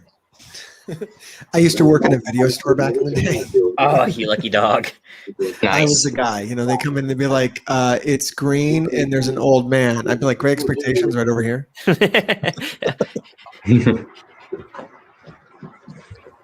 What was his name? Magwell? I always forget the bad guy's name in that. What are you doing? I'm doing Magwitch. That's what it was. I always forget. Magwitch Chapter 2. About 35 minutes in. Please be kind, rewind. Thank you. I've heard of all the superstitious rubbish, but I've seen nothing. My village isn't like this. I'm going to try and act like you. Something like what told you. This girl's got the right idea. She's planning to leave and just. Yeah, she like packed up her tablecloth and she's out. Mm-hmm. Mhm. I wanted you to stay, so no. Why did she die? She was murdered. These sideburns, they're not real. Oh. We did it. We killed her. Oh, you saw him? Well, then I Oh gosh, this guy's coming off really creepy. Her wife died. She was murdered. I wanted you to stay. Yeah, I didn't tell you about the murder. It's like you're not helping your cause here, buddy. Yeah. I guess he just felt the need to get that off his chest. Take that with you when you leave and talk to the Yeah, authorities. exactly. Yes. Clearly, he feels much better after telling her that. I think that's why Dracula's so pissed in this movie. These villagers are so stupid. Every time he drinks out of them, it makes him just angry. He's like, there must be a better class of victim than this. And he just like absorbs their stupidity through osmosis of blood. Oh, here comes the whipping. Mhm. Oh, snap. I'm gonna see it. Oh, Well, he doesn't whip. Yeah. This is happening. Yeah, it's time for the red hot sword. You thought it was What whipping. this is. He's like a real masochist. Clove is. So Yeah. maybe he's Oh. not even a thrall. Maybe he actually likes the torture so much that Yeah. he just stays with it. Kinky. And he's going, will do it. There's a prop. Look at that. Isn't that like a Civil War saber? I Mhm. believe that is Count Dooku's saber. And You don't have to apologize for that, interesting Cody. enough. I love that. I bet Coscarelli would have done that if they made more Phantasm movies. That is a crazy theory. No. He Yeah, came that was up with this definitely theory that the tall man and Mike are actually the same person last night. It was weird, but I like it. But no, the British had sabers like that. That looks like a cavalry saber. Sabers and British. Mhm. I believe that was the same kind of saber he used back in the British military to murder people. True. Probably. You know it's British if it was spelled S-A-B-R-E. Then you know it's a British saber. Otherwise, it's a American knockoff. Yep. Aren't all the vampire bats supposed to be in South America? What breed of bat are these? Fruit bats, but they get very thirsty during the winter. Yep. So Yeah, and vampire bats are tiny. They're like this I big. know, they're so small. They don't technically suck your blood; they just cut you, and then they have like an anticoagulant, and they lick you with their tongue and just keep blood flow. Yeah, our zoo here has a bunch of vampire bats, and I like watching them. Everybody's like, "Why?" But they're so cute. They just their tiny little tongues lapping up these little bowls of blood they have in there. Very cute. Okay, you have to give insane theories, otherwise things get just too caught up in rote. Yeah, Sean's in the house. What's up, Sean's Sean? here. Another Sean huge Hammer fan. The blade is very sharp. Very sharp. That scene was at least 30 minutes ago, though. In fact, he used that same blade on his lady. Use the same blade on. Yep.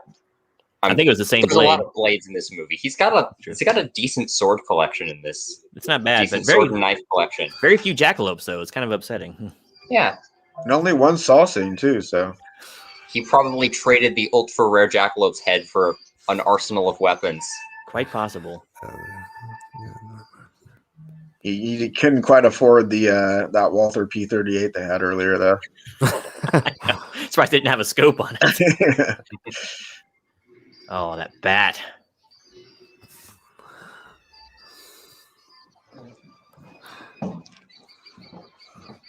I watched the trailer for Birdemic last night, and like those bird effects remind me of that bat.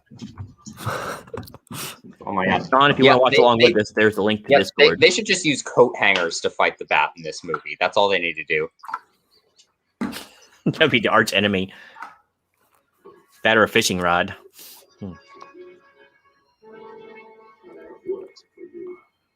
Dracula takes a little time out from, hunting down the last two remaining survivors to kind of do a recharge here. They've subtitled literally every sound effect that happens in the movie on the disc, and it's just really entertaining. Yeah, I just read about dramatic music. Yep. Owl hooting is where Oh I'm yeah, I at. see that. One hell But of a how are hoot. you with the same? I guess maybe there's ultra or like multiple owls hooting throughout this film. Yes.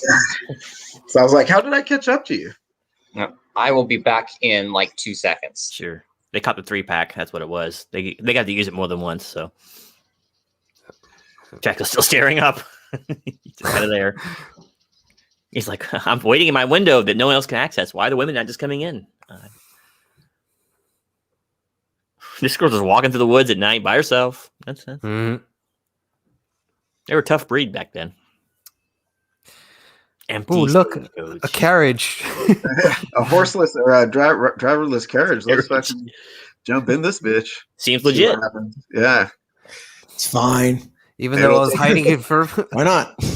I was hiding from it a second ago. But it's What's the all right worst that now. could happen? They're gonna go to Dracula's castle. Come on. At least there'll be a nice throne for her to sit in. Oh, exactly. And then she can sit there and ponder about the innkeeper murdering his wife. Yeah, man. With Drink some horribly of that. rendered bats, this would be the best in the series. Certainly the most violent. Oh, yeah, for sure the most violent and bloody. Oh, I mean, yeah. I love the horribly rendered bats, though. They are making me so happy. It's a well-hung carriage, too, by the way. Look at that. Yeah.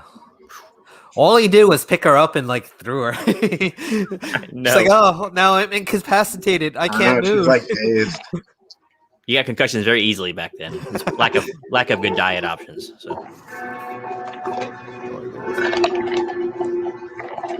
that's a stunt clove on that carriage. I think he used the same wig though.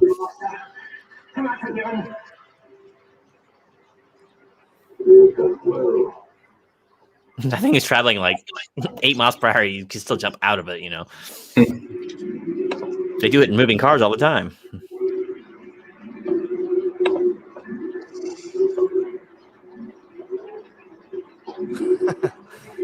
Brought me a hot chick. You've done well. You've done well. But the pizza, Clove, I hear it eerie. will not deliver itself. Said eerie majestical music. Mm-hmm. Eerie majestical music. That is my favorite genre. Yeah, I was gonna say that's my favorite type of eerie music. And my favorite type of majestic music. For sure.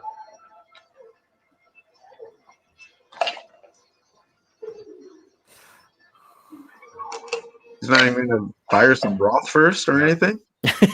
Yeah. It seems to be his thing in this movie, right? Drink the broth, drink the wine. He's no time for niceties now, though. Mm-hmm.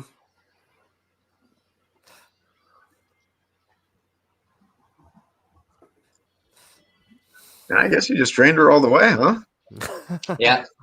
He's yeah. You get hungry. Or thirsty. Yeah. The It's been only a thing long night for him. Yeah.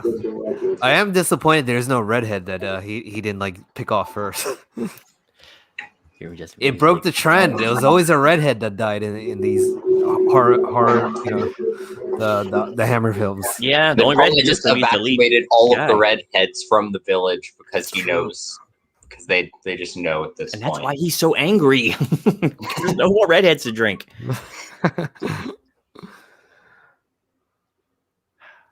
Yeah, the only redhead in the movie is the lead guy in this movie. So Why has Dracula not bitten him yet? It feels like he's been saving him for later, and yet He doesn't do guys. You don't do he guys. did Jonathan. He did Jonathan. yeah, he bit Jonathan. That was an experiment. That was his Yeah, experimental. during his He was- wild, crazy college days. Yeah. Yeah, he was just figuring out his identity there. Oh boy, this is like high noon.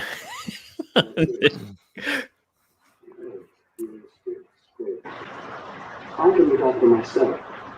Sarah can't. You will only fail if any harm comes to her.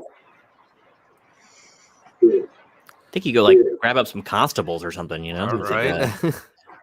What we will do, guys.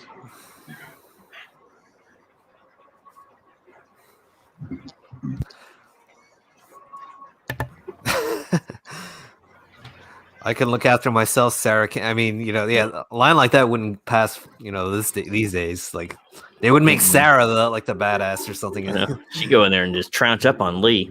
Right? This guy cannot look after himself, though. I know he's awful. He couldn't look after his own flock. Yeah. He looks like he's scared. Now Uh-huh. the little guy's left. His entire half expecting congregation this man died. to just run into a tree. Oh, this guy is gonna probably just like stroll off of a cliff. And this guy's Oh, yeah. entire congregation died. I mean, you're really gonna entrust Sarah to this? Yeah. To Yeah, I this know, guy? right? Yeah. The subtitles just said music intensifying. Lets you know whether in the third act. British intensifies. You can help me. Oh, it's getting serious now. He's unbuttoning his jacket. This guy's a super ninja. He goes starts I'm beating on the fully front door.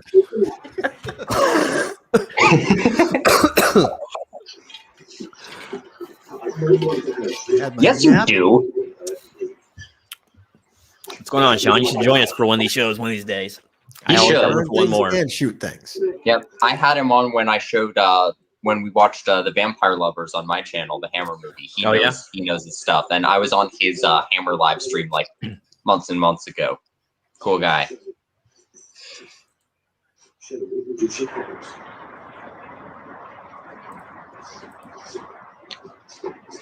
But why would that be an act of revenge? He, like in Taste the Blood of Dracula, Cody, he takes revenge on a bunch of guys, but he doesn't bite any of them. He has some other henchman like conk him over the head with a shovel or something. It's like he won't dirty himself. You Yeah. know, life's not necessarily over when you become a vampire. Exactly. I mean, like technically it is. It's like a new different life. It's a whole Yeah. different Yeah, you can still experience. lead a kick-ass life and be a vampire. You don't have to like. I live in guess- dreams. I guess if you're not, unless you're the head vampire, it I guess kinda unless sucks your to be- dreams like include the Oh, same yeah. at all, then you might have to give up on your dreams. Because look where he keeps like his women vampires in Yeah. which was it Satanic Rites or whatever. Where there's like 6 of them Yeah. down there in the catacombs. He just leaves them down there. You just wait till we get to that movie. And Chloe, he's Yeah, not having a Sean. good time of it. Yeah, Sean, the Vampire Lover stream is the most viewed video on my channel, and probably not it? for the reasons I wish it was. Would you give him a good thumbnail?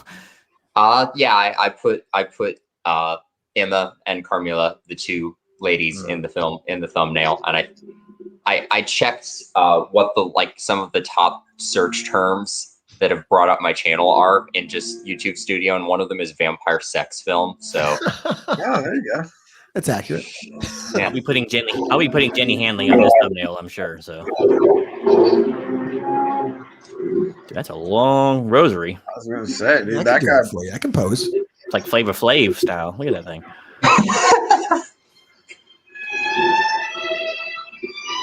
This guy just took like a bedpost and just shoved it down his pants. This is the 70s.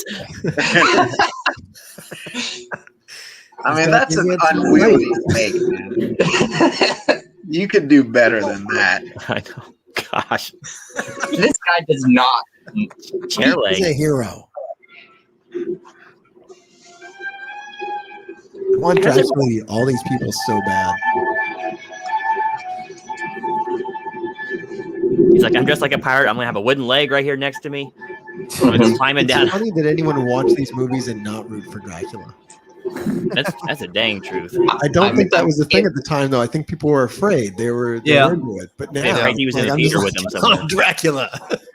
I mean, Dracula, in this movie, I'm definitely rooting for Dracula more than this idiot. But in the earlier ones, I'm kind of sympathizing with the other characters. In this one, Dracula's the hero. Full Rope. on. He's got all those good velvet Even drapes. when he's knifing the guy, I'm kind of like, he probably deserved it. Probably deserved the burning sword on the back. He did something. At this point, He was disrespectful. Yeah, I kind of feel for Clove just a little. What is Clove doing? What is Clove doing? He's gonna cut the rope. Why? What is Clove's motive at this point? There's Clove an just hates implication. this guy, I guess. I don't blame him. If he doesn't cut the rope, he's gonna get the sword business, Yep. or he won't He'll get get the the hose sword. again. I don't know if it's like a negative or positive for him. Honestly, Yeah. it is hard to say. Yeah, the sword business is his reward for having done a good job. Yeah, I think that was that's a bonus. Told you. They total showed it- masochist. They showed like his rosary hook around that thing. Oh, and yeah. I was like, is he going to be suspended by his goddamn rosary? Just like hanging there. But I guess it That just would've been tore it off something. his neck. Well, he's the second brother to find his way in this place. Yep. Oh man, if You he always just gotta- stays you always gotta Dracula, bother right a guy while he's what is sleeping. this effect? What is this eye effect? We'll see when he opens them. We haven't got there yet. It's in the future. He's still in his Lotus dreams here. Oh, Just, yeah. That's it. There it is. Okay. What Double the hell exposure? is that eye effect? I don't know if it's not a rotoscope. It's just like superimposed eyes over his clearly Yeah. still closed eyes. What is that? I'm thinking it's like a double exposure. I'm going to kill you very slowly. Slowly. He's Dracula's bitch. You Any got that minute right. now. I have it raised. This thing is weighing down my arms, but I shall not lower. And now the And that bat's guy just going to wreak some more havoc.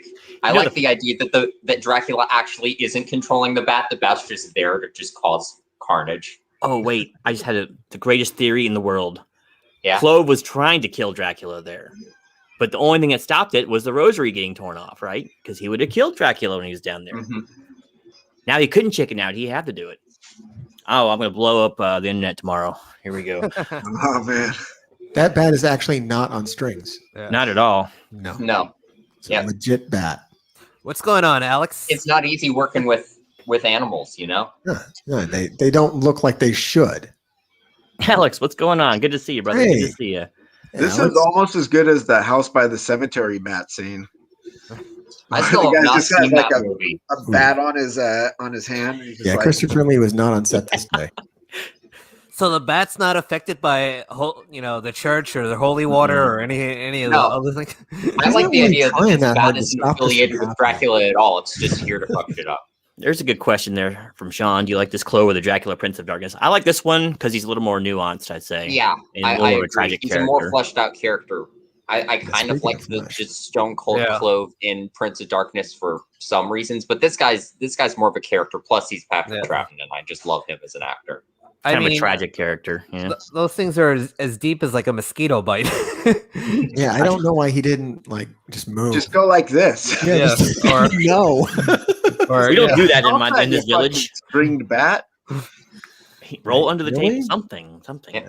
As much as you could do to prevent. I have a feeling he'd have a hard time getting through those drapes, right? They're very thick back then. Yeah, maybe just my theory is just everybody in this movie is a masochist, not just Clove. That's a good theory. So he just went too far. He enjoyed it too much. He enjoyed it to death. He flew too close to the sun. Yeah. Well, I love Lee's performance as Dracula. I don't really root for this particular version due to him being just a one-dimensional character in the Hammer films. Yeah, he is fairly one-dimensional, but he's got like we get to see his classier side in this film in particular, and our protagonist here is just an idiot. I can't like this person if I try.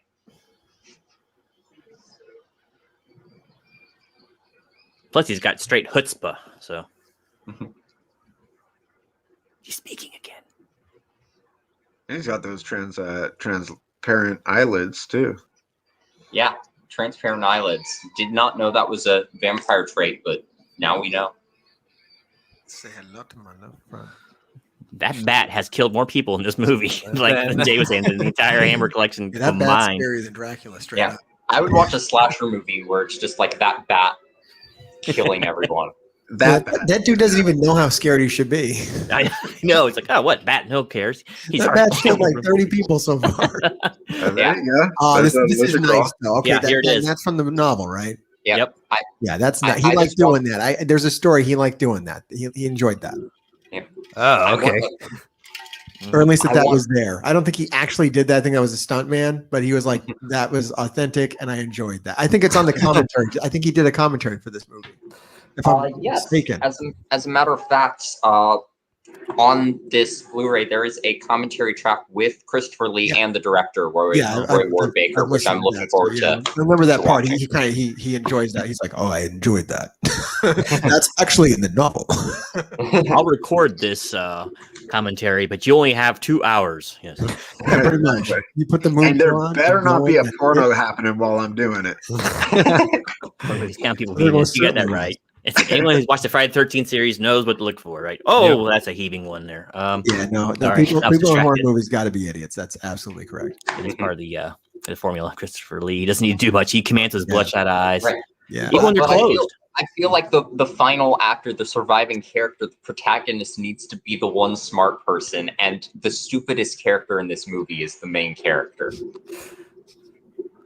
I'm sorry. I feel like the wrong brother died. I like the first brother. He had so much more character. Yeah, he did. We're being so mean to this guy. This actor, if he was listening to this, because he's so dull.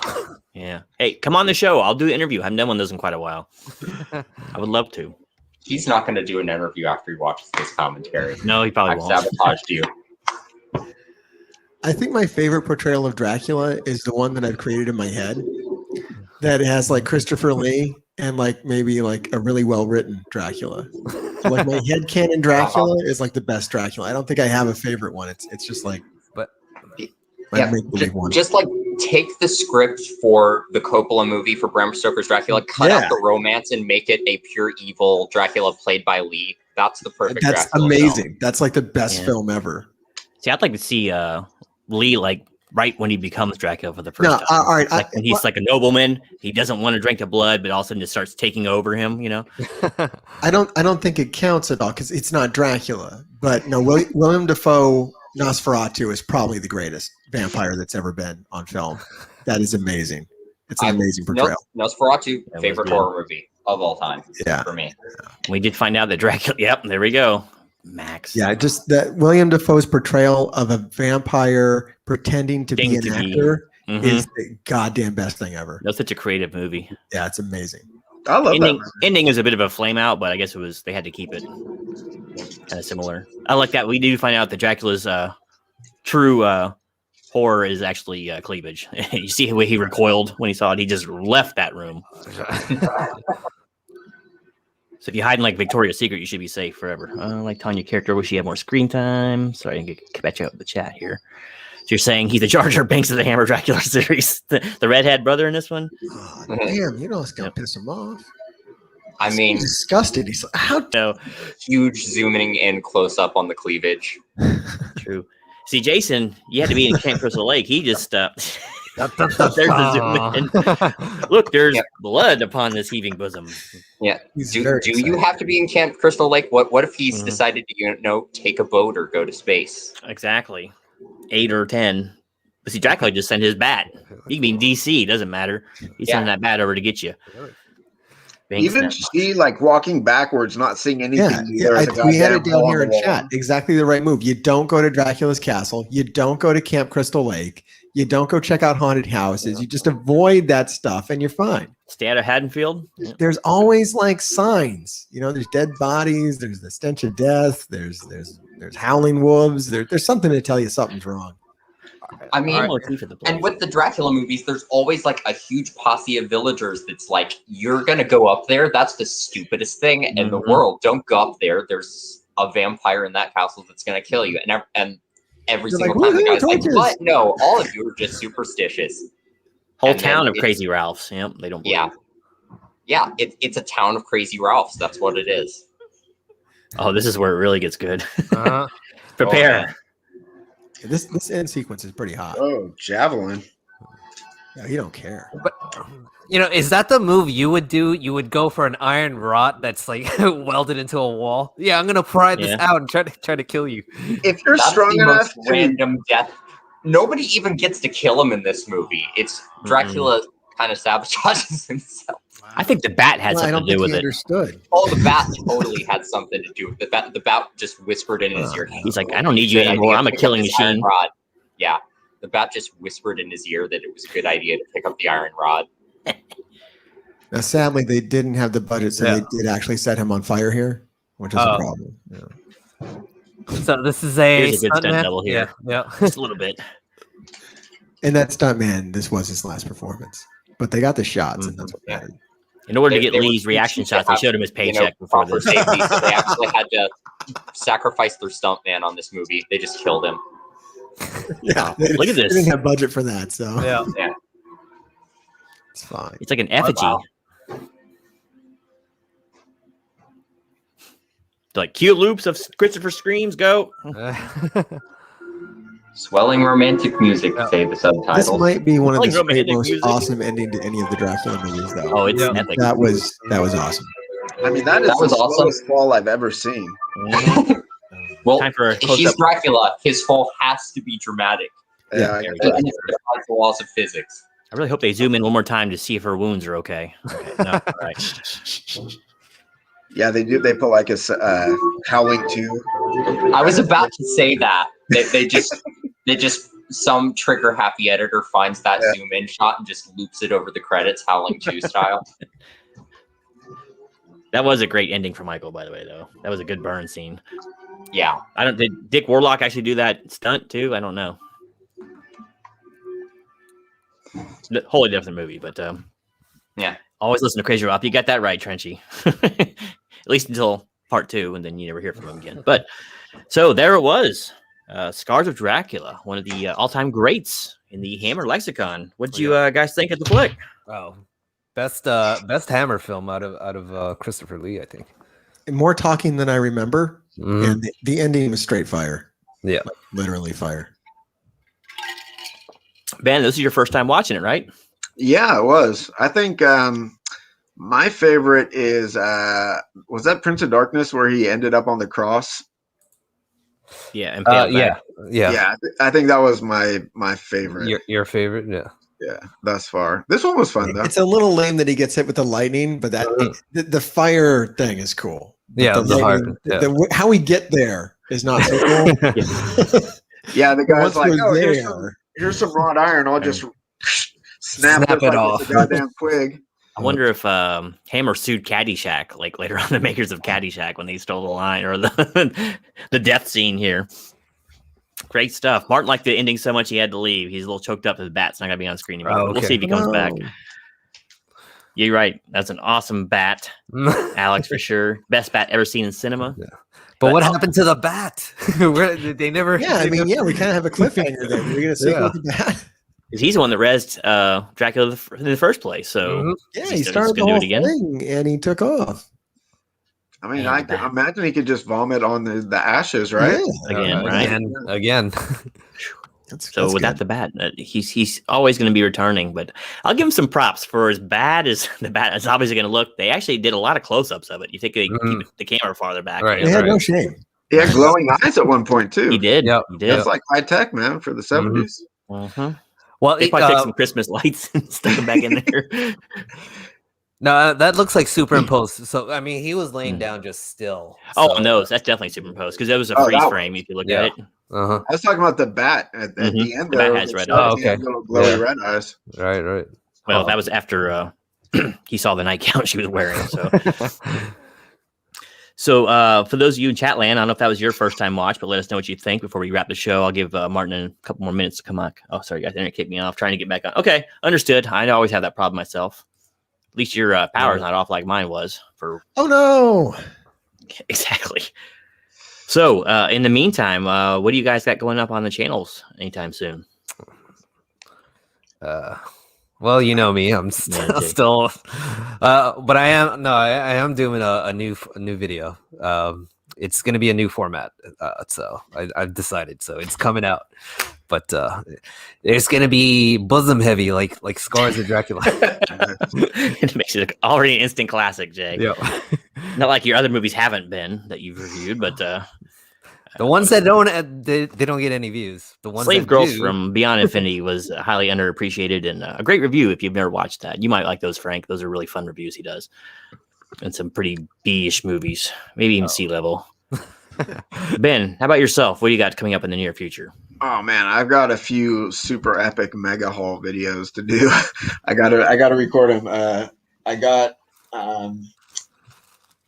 I got some serious shit, man. I spent a bunch of money this month. It's not even funny. okay. Oh, You going kaiju crazy or what? It wasn't kaiju crazy. I bought like this whole collection of these like Oh Lord, Whoa! Ooh. that's a lot of box sets. What was that?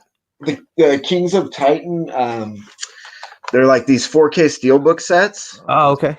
and I bought the whole run of them. Oh man, is Robot Jocks in there? And then I got Hellboy 2 4K from Everything Blue box set. That's the original Hellboy, not the 2018 version, right? Right, Yeah, but it was Golden part Army. two, the Guillermo del Toro. Then I got a Gamera. Are we showing toys? Are we showing toys? Here, I got toys. Look at this guy. What do you got? Ooh. Oh, hold on. If this is who I think it is, it needs a full see. screen. Look at this. Ooh. And this Full is regalia. so this is the Christopher Lee Count Dooku with custom clothes, and my wife actually made the vest. Nice. You got to put a red liner in that vest. I was gonna say. But Gorgeous. He's this pretty much articulated. mimics a outfit that he wore in a Right. like a talking interview. Well, that's the only way you're going to do it now, right? So, unfortunately, he Yeah. is fully articulated. Does he have a He's kung fully fu grip? articulated. Yes, I believe. No, he does not have fingers. The Vincent Price doll can give you the finger. It seems strangely appropriate somehow. Yeah. That's a beauty. And he And often does. he also has, as I recall, a life-size cardboard cutout of Saruman, don't you, in the Yes, I background? do. So Yes, I do. Yeah, it's over there. it's a little out of frame right now. Like Out much- of frame. much I as thought Lee's about performance putting it did. in frame, but it wouldn't quite fit the decor. What movie got you into the Christopher Lee line? Oh wow! Like what did I do? Yeah, it's I'm a sensing a good question. origin story here. Mhm. Where did Christopher Lee come from? Good God, man! I honestly I would have to prepare for that one.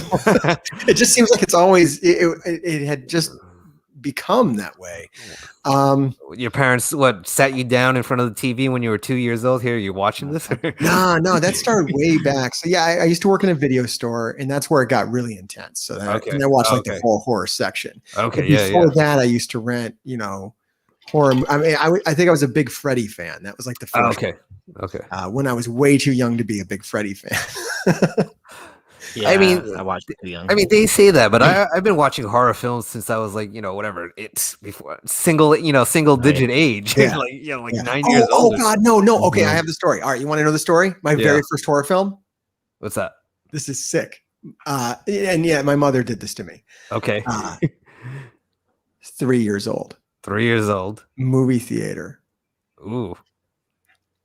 American Werewolf in London. Oh, that's a great one. At age 3, dude. That's a great one. I I was so terrified, so scared. I ate a styrofoam cup. I had a styrofoam cup of water. I drank that. I may have just poured it on myself. And then I just ate the styrofoam cup. My mother didn't notice that I was just dying with fear until like the end of the movie, like right at the end where like the werewolf's like rampaging through town. I'm 3. I remember this vividly. Okay.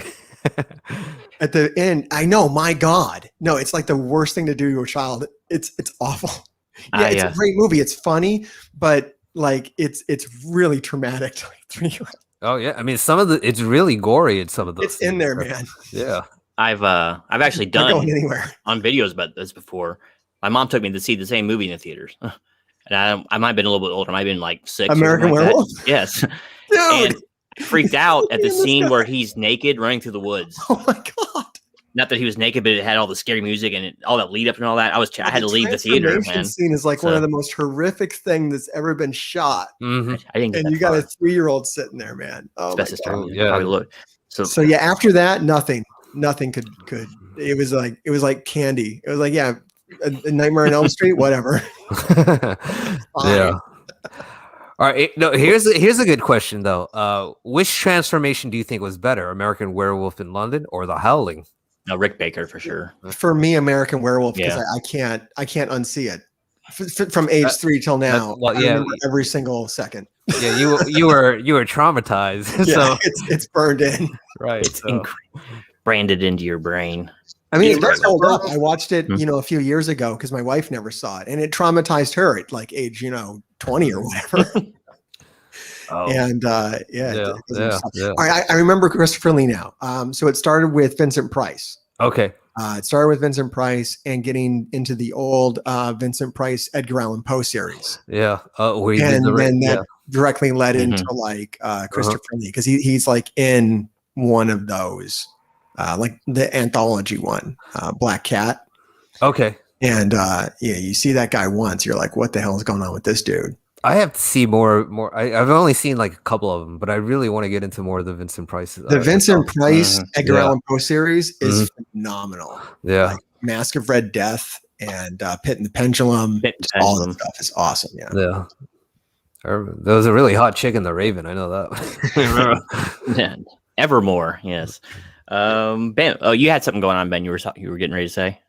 Oh, I was just going to say American Werewolf transformation is technically better, but I prefer The Howling. You prefer Howling the guy? Yeah. Okay. Just because of the sinister nature of it. It's scarier. The other one is like there's too much like pathos, like sympathy for the character, Mm. That is true. Yeah. Yeah. No Good old pathos Robert- if you're you want 3. Robert Picardo to turn. You want him to Right. return. So let's see. Best started young. So probably Lord of the Rings. That's probably a lot of people's very first exposure. Christopher Lee really was. Yeah. Oh man, I got another funny story. So I'm like deep into Christopher Lee at this point when this happens, like a good 5 years into the obsession, and so I'm wearing like a Star Trek or no Star Wars. What the hell? Ruined my nerd cred right there. Close enough. Star Wars, Count Dooku shirt, right? At the supermarket checking out, and the lady's like, "Oh, you like Star Wars?" And I look at her and go, "No." Because that's not a Star Wars shirt to me. I couldn't even register in my head. I'm like, no, of course. What are you talking about? And then like a second later, I'm like, oh no. And then I start to explain. I'm like, it's a Christopher Lee shirt. He just happens to be attached to Star the Wars. movies, all right? And he was doing swashbuckling movies before you were born, son. I know, So. I'm so Poor bonkers though. I'm like adamant. I'm like, no, it's a Christopher Lee shirt, lady. It's got nothing to do with Star Wars. I'm like, well, don't ignore that part. I ignore that. So that was your first horror experience there, Trenchy, huh? The It miniseries. I watched that when I was a kid. Yeah, it We was. all float down here. I haven't seen it since then. But why did I sound like Butthead there or Beavis? But anyway, it was weird. I think the first. they all float down here. Yeah, I think the first one was a lot better than the second one, though. You said It. I haven't seen the new ones, so They're good. They're really good. I think they're way better than that miniseries. I'm not a fan Miniseries of that miniseries. Miniseries is fun. I love Tim Curry just trolling all of them constantly, but yeah, the new movies, especially the first one, really good. The second one I wasn't a fan of. Second one jumps the shark a little bit, especially with the crazy CGI, and it's just tonally kind of weird, but I still like it. It would have been better if there was a shark in it. Oh yeah, gotta have more land sharks are the best. Sharks See, Alex, with lasers. Alex, Laser sharks with shark. freaking lasers Laser on their shark. heads. Wow. See, I had to stay with my uncle one time when I was 3 and watch Pet Cemetery. That was an interesting movie. And see, Fred Gwynn was in that movie, and it had 2 science fiction TV like alums on there. It had Denise Crosby, and it had the guy Darian from Time Tracks. I can't remember his real name. I love that they get Fred Gwynn in there because it just makes the character that much more likable for me. Very underrated actor too. Miracle Over the Howling for sure, but my favorite transformation is Ginger Snaps. Yeah, I hear that's a really good one. I haven't seen that. Yeah. It has what's her name? That played Catherine Gib Isabel? from Freddy vs. Jason. I remember she was supposedly in that movie. So That's a great. Now, Christopher Lee was in The Howling too, right? Yes. Or The Howling 3. I forget which one. Howling 2. Howling 2, yeah. I reviewed the first 4 Howling movies on my channel, and they are not as good after the first one, but I love them. They're trash. Now he is awesome in Gremlins too. Yeah, that's one of my first memories of him. Gremlins 2. That movie's off the He's the most dignified experimental researcher in history. He wanted to Not play Nicolas Cage. the part in that movie as like really wacky and zany, and they were like, "No, we got you because you're Christopher Lee. We need Just you be to play this Christopher great." Lee. London sword killed. Yeah, who wants to be a werewolf and it looks like it hurts that bad, right? The transformation just be instant. Right. Yeah. And like what Trenchy said, in Ginger Snaps, it's like a gradual transformation. It's almost like The Fly or something. It's really nasty and body horror-y, and I like it. That's actually probably my favorite transformation overall would be The Fly. That is, Yeah, that was. Fly was really awesome. good. Yeah. What's going on, Bill? How you doing? just watch it for like an hour. People just rolling in now. we almost ending the after stream. we Oh, hold on here. Hold on. This is the. This is going to be part of my haul too. This is the Italian media book Fly collection. Oh wow! Nice. Most guys. I want to get a hold of that Fly The collection. Vincent Price Fly movie is actually surprisingly good. It's Yeah. so good. It's really good, That's an amazing movie. It's right? yeah. It's like legit. It's like legit good. Everybody talks about the Cronenberg movie, but that movie's amazing. It's really good. Good to see you, Bill. Good to see you. Yeah. I think I prefer the Cronenberg one a little bit. Had a stronger ending. I see why, but people do not give that early. Yeah, it doesn't get the version credit. enough I'm credit. Cronenberg all the way too, but it's like I was definitely surprised. I expected something so different, just You from like expected other something Vincent cheesy, Price yeah. movies. And Uh-huh. I was like, "Oh, this is actually good." Yeah, I mean the "help me" part is a little cheesy, but Yeah. I love it. That actor was apparently like screaming his lungs out actually on set in there, so he was really mad when they made his voice all high and squeaky. I always think of Cronenberg. I can't help it. He's indelibly etched to my mind now with Jason X because the little cameo he has in there. Yeah, I like. Oh, he I popped up never- in something else recently too, right? Cronenberg. Oh, he popped up in not Twin Peaks, or did he? I don't know. David Cronenberg was in Nightbreed. I love him in Nightbreed. Yeah, Decker. hmm Nightbreed had I can't remember the lead. What was the lead actor's name? But he was also in Hellraiser 5. Inferno, I think it was. I love Nightbreed. I hate Hellraiser Inferno. I had to stop watching the Hellraiser movies after that film. He was Detective. I don't remember. I don't Robert? care. Yeah, I something like that. I God, thought you it guys, was- yeah. you guys go deep into movies that after like Hellraiser 2, I stopped watching that. 3 and 4. Well, you know when to are fun. stop, don't you? Oh, Yeah. la-di-da. Yeah. Going to Hell the on end. Earth is fun. Hellraiser 4 Bloodline is kind of silly, but surprisingly good. I like kind of the origin story stuff we get. Yeah, And then it was 5 fun. is, ugh, I hate Hellraiser Yeah. Inferno. I heard they got better after that, though. Did they? If by better you mean worse, yeah, they sure did. But No, I heard the last couple were like a lot stronger than the previous. All right, I remember The what last they said. couple, like the ones that don't have Doug Bradley in them. Yeah, As Pinhead, Ouch. no, Ouch. you got to have Doug Bradley as Pinhead. Mhm. kinda. I mean, maybe not. supposedly the old. last one was kind of a gross out, though. I haven't seen it. What was Haven't it? either. Yeah. The newest Yeah. one, but they say Yeah. it was a lot better than, but they changed the mythos up a bit, and it's kind of a body or kind of gross out horror stuff, which isn't really my thing. But Trenchy likes Inferno. Brad really likes Inferno. Brad from Bronco Juggalo Talks Movies loves Hellraiser Inferno. Explain to me why. I do not understand. I like Detective Thorne. I like the disgusting cop, man. He's like worse than the bad guys. I think that's kind of a fun thing. It doesn't feel like a Hellraiser movie though. It doesn't. Which it wasn't. and Well, it's not. I guess I went in with the It was wrong shoehorned in. expectations. Well, I guess that's Not what's a good Hellraiser about. movie, but I was just like, where's all the fun grotesqueness of these past 4 films? It's just gone. I'm watching a different movie. It feels like it could be a cool thing, but even as its own thing, it feels like a story that had potential that wasn't even done well, in my opinion. What goes on here? Derek likes Inferno too. I don't understand. I hate that movie. It has its. I like Thorne. I like remember what Thorne. Most David everything else. Cronenberg was in last. Thorne's all right. Good actor for sure. What was that there, Frank? I remember what David Cronenberg was in last. He was in Star Trek Discovery, which blew me away. I Oh was like, wow. Okay. "That's David Cronenberg." Okay. Wow. And he Frank, did you got an sci-fi. interrogation scene with Michelle Yeoh, and it's really awesome. Okay. I mean, no, I haven't seen that show. Everyone tells me to like avoid. It's awful, but It when is. David Cronenberg shows up, it's like amazing for You those must few watch it. minutes. It's like- it's Okay. like really Just watch intense. all the scenes and with weird. Cronenberg in them and skip everything else. Is what you're telling me? Yeah, pretty much. It's an amazing scene. Like he's just really intense and weird. He's straight up just David Cronenberg up in there, and it's just I mean, strange. if Christopher Lee has a guest appearance on Beaches, you got to watch it, right? So, Absolutely. old school I tried Shinobi, to what's watch going on? every single thing I possibly could. I watched almost all 300 films. Oh Jesus! Wow. How do you have time for that? This was in my youth. You make the time. I lived in Alaska and I had nothing but 300 fun.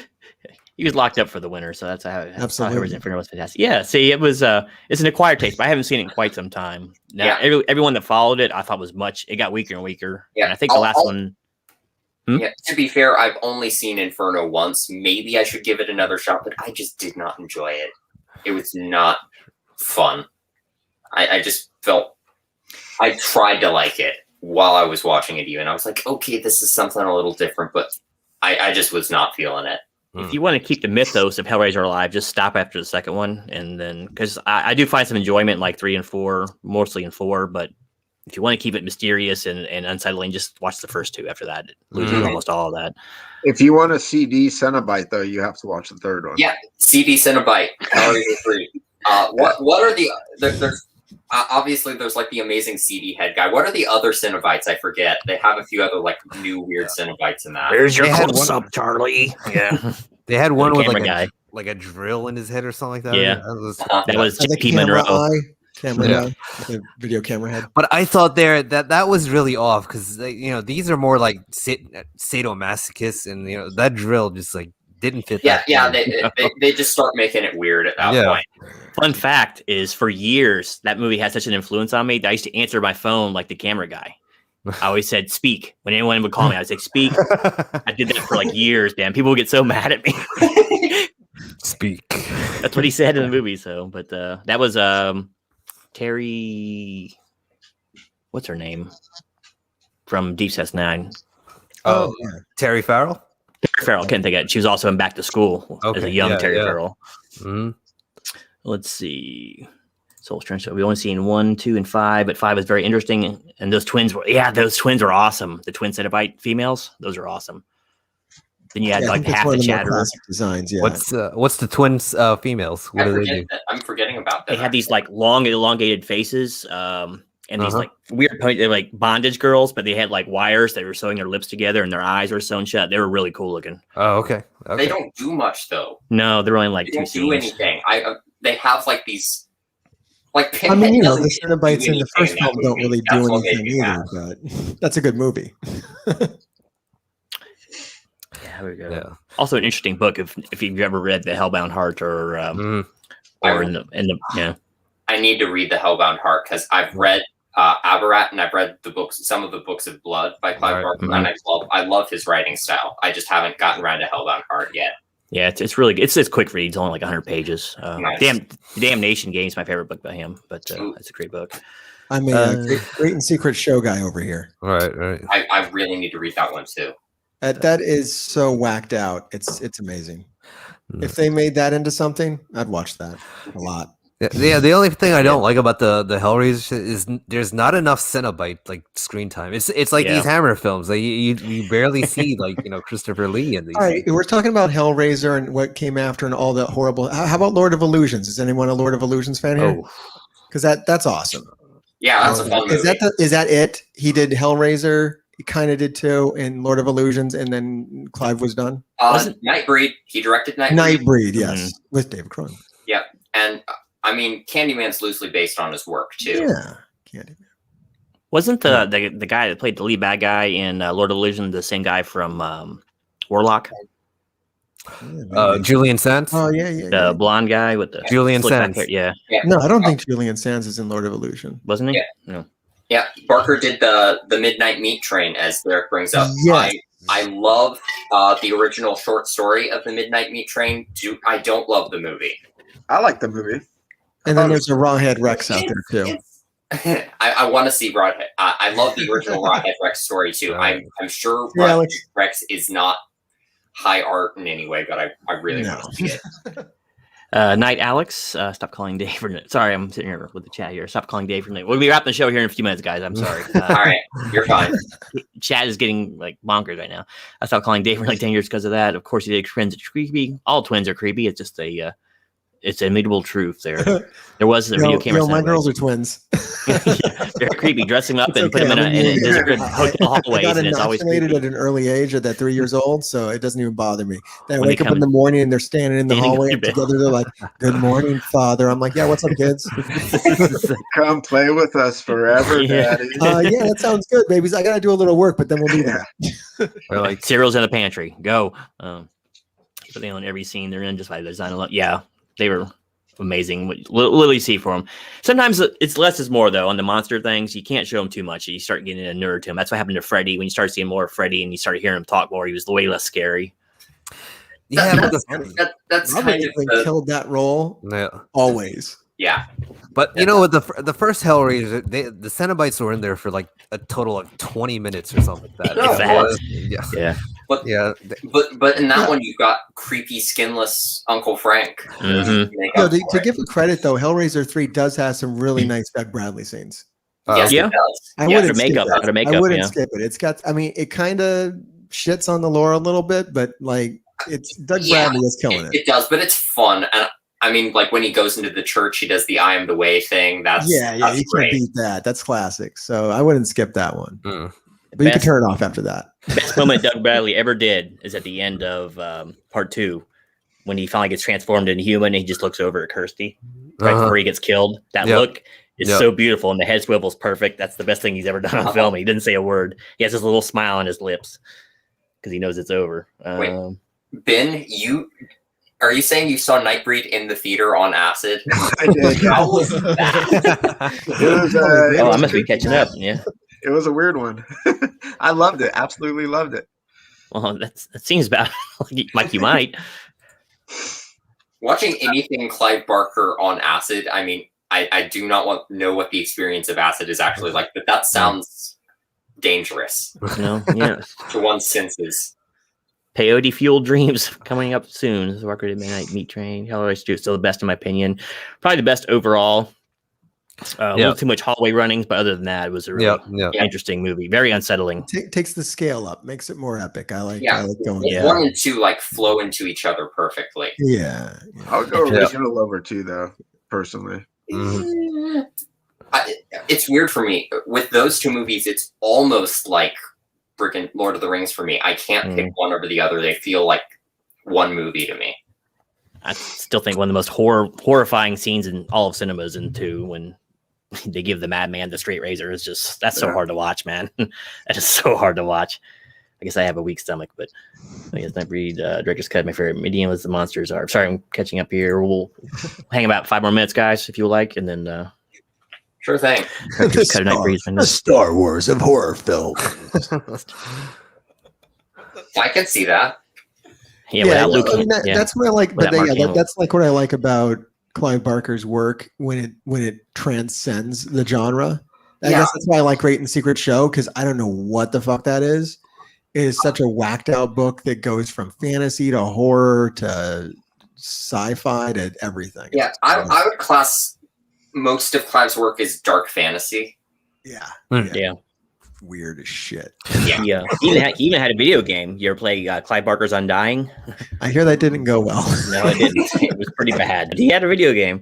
He did. Let's see. Cenobites were like xenomorph from Ridley's Aliens. Less is more. Yeah, you don't want to show them too much. And it is funny, too, because in the first couple of them, that makeup was so restrictive, they couldn't really move around or do anything, you know? Yeah. In fact, the Chatterer Cenobite, most people don't know that. People get mad because in the second one, he has eyes, but he's totally blind in the first one. You can't see out of that mask, the prosthetics he had. And so he demanded eyes or he wouldn't do it anymore. He couldn't find his spots. So like halfway through the movie, he suddenly has eyes, which is kind of weird. I mean, it kind of adds to the surrealism of the whole thing, I guess. Also, though, you don't have a lot of leverage when you're an actor who wears a full fucking face mask. No. You know, like, you're not going to do it? Okay, we'll give it to this other actor. You know? And believe it or not, the Butterball Cenobite was supposed to be the lead Cenobite. Really? Okay. He couldn't speak because of the mouth prosthetics he had to wear. The pointed teeth. Right. So that's when Doug Bradley got the lines. So another fun fact. Based on CeeLo Green. You know how he did the smoke effect, right? Which smoke? Where the breath comes out of his mouth. Oh yeah, were they filming in a meat locker? Okay. No, he did that with cigarettes. Okay. He had a special way to inhale all that, and then when he would speak, it would all come out. The other guys would try, but just fail. It's like I'm an Australian. Watch how it's done, boy. Catacomb in his face. Yep. Where he would hold that shit and just perfectly. Are any of you guys subscribed to Doug Bradley's YouTube channel that he started last year? No, I didn't know. I didn't know. Yeah, he read all of Mary Shelley's Frankenstein, and it was amazing. Awesome. Oh, okay. Yeah, and then come December, he read all of A Christmas Carol, which was also amazing. He has a very distinct voice. Yeah. And but he's like just the sweetest old man, and he just like has all this Universal Monsters memorabilia around him. He's so wholesome, but he's also freaking Pinhead, and I love it. You know, fun. He's got scruples too. He finally started saying no when the scripts were getting so bad. In the last couple of Hellraisers, he said no. They offered it to him. He's like, no, I'm gonna go do Wrong Turn 5. I have some scruples here. He's like in one of the Pumpkinhead sequels too. Doug I think.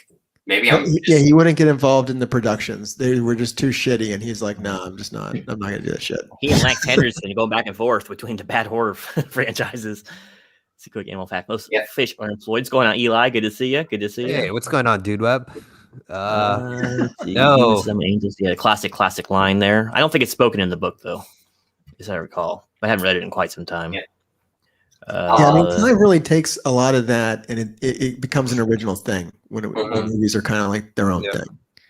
And he actually shit on the lore in his own book. He made his own like next chapter of Hellraiser, where he like kind of dismantles everything because he's so pissed. I have quite a few of the comics actually, Cody. They were pretty good in the Epic run at Marvel and Epic. I really want to check out those comics. Some are really fun. There's I have a couple of them like called Books of the Damned. They're really thick, like graphic novels, and it tells like different histories and backstories of the different Cenobites and how they were created and what led them to that. So really fascinating stuff. Those are worth a pick up. Nice. Let's see, almost caught up here. McFarlane Toys put out a line of faction were designed by Barker. Yeah, most look like Cenobites. Yeah, I got those. Yeah, those are sick. My wife won't let me pull them out of the storage. Yeah, there's a couple of pretty wacky ones because what's his name? Mr. Midnight or something does a whole thing on Cenobites. I can't remember his name, but he's a British guy. And he goes into all the lore of like ones you've never even seen, like including the toy ones. They have their own backstory too. Those are cool. HBO shit. Yeah, I don't know about an HBO series though, doing that. Who knows what they're going to do with it. I don't know. Oh, we're doing an HBO Hellraiser? Apparently, yeah. Oh my God! Is Clive involved? Is Barker involved? Is Clive? Yeah. Probably not. They probably just bought out the rights. Right. Yeah. I mean, I was following a Crypt 6 Coffin Cruise channel. I know he had some like horror news updates, and apparently there were like some battles over the rights for that show going on. So I don't know where it stands now. I mean, he hasn't been involved with Hellraiser for a while, though. Yeah. Yeah, he adamantly will go out and say that. He's like, this ain't me. He was talking about rebooting it though. In the last couple of years. Mm-hmm. I know that. I wouldn't mind seeing that. I wouldn't mind seeing that. Has he been doing anything else recently? Yeah. I haven't been keeping up with him. I think he's had some health issues. He's an old man by now, isn't he? I mean, I think he's had like some illnesses. Yeah. Like comics to cinemas have constant conflicts. Yeah, they're always battling their own, and there's a branch of humanity that's actually out to fight them too, which is really fascinating. Rick has a bunch of the Marvel Epic back in the early '90s did a Nightbreed Hellraiser. They did. I was about to ask about that. I remember hearing that was a thing, which sounds insane. I didn't have any of it, but yeah, there was a war on hell. Basically, it was the agents of chaos versus the agents of order. Agents of order were the Cenobites, and Chaos is basically everybody else. It's also a solo independent series for a short time and a crossover with an insane character called Martial Law. Remember him? Parker's he's executive producer of the HBO series. Well, maybe they'll right the ship again. So I mean, that's like one of those things. Hopefully, they give him some say though. Right. Yeah, I'd rather he's producing, writing or something like serious. Yeah. Executive producing is like that's just so they pay him some money. Right. So they can put his name on the credits. Really, get the name on the credits. Mm-hmm. Martin, okay, Clive, don't be a dick. Because if he really wanted to get involved, he'd either like write or direct or do something like that. Because I mean, executive producer. I mean that's just like a money guy. That's not even like. That's not even like he's willing to be involved now. That was kind of his association with the Midnight Meat Train adaptation as well, which I have mixed feelings on. It's fully involved. No, I mean it sounds more like a cash grab than like a project of passion. Yeah, well, maybe it is. Nobody says he's money. I don't blame him. But they're gonna get Doug Bradley to play in it. I guess that's the question. I'll believe it when Barker tweets out that I'm fully involved, because he'll tell you otherwise. Yeah, Barker just reveals that he's playing Pinhead. Gloves are off now, kids. Yep. Go with it. But so Martin, what do you got coming up on the channel here in the near future? Right before we close. This weekend I'm going to be filming my review of Hell Knight with Linda Blair. Oh, okay. Yeah. I know that's Ben's one of Ben's favorites, and I think you like offhandedly suggested that I review it after Mark sent it to me, so I decided to do that. I'm looking forward to watching it, and I'm going to be putting out the next couple chapters of Lily, which is my Universal Dracula fan novella that I've been writing. So that's what I have coming up. Groovy. And Frank, how about yourself? What you got coming up here in the nearest future that I would know? Me? Yeah, okay. All right. So we do the YouTube thing together. Me and Genome here, we have a gaming channel where I curse a lot and yell about a stupid mobile game. And then what I've been working on for the last probably 6 months is we got another album coming, or EP. I don't know what the hell you want to call it. Some more music from my band, my so-called Undead Life, which has a free, or not, it used to be free. Now I'm charging for it. So you missed it on free, but now you can buy it on Bandcamp for a mere $7.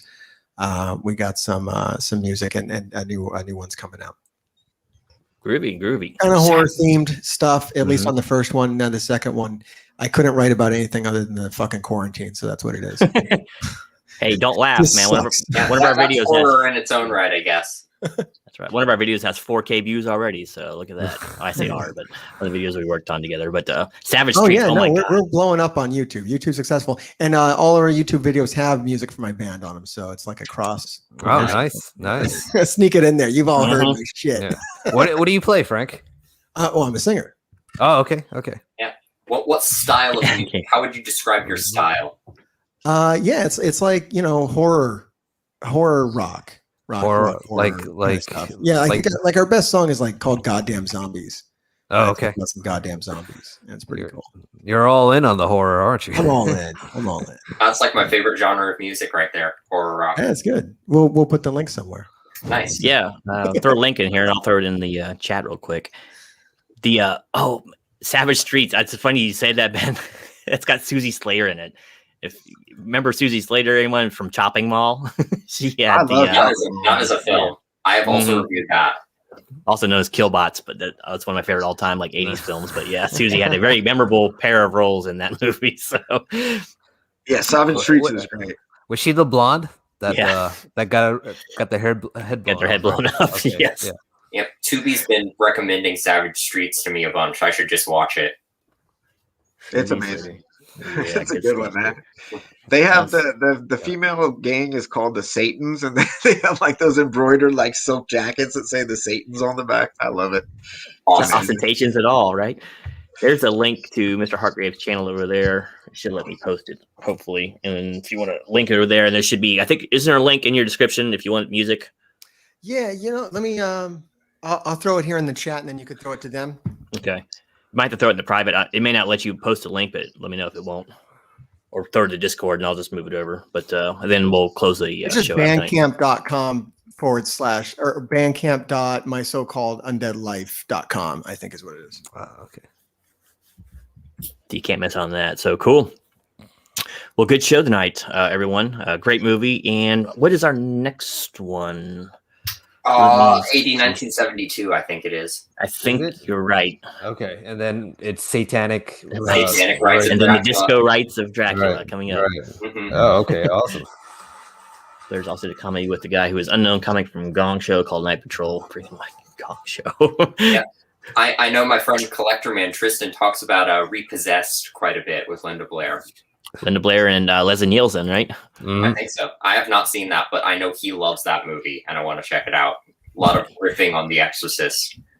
And the Dracula remake, or the Coppola Dracula as well. Oh, really? Yeah. I did not know that. There's some of that in there.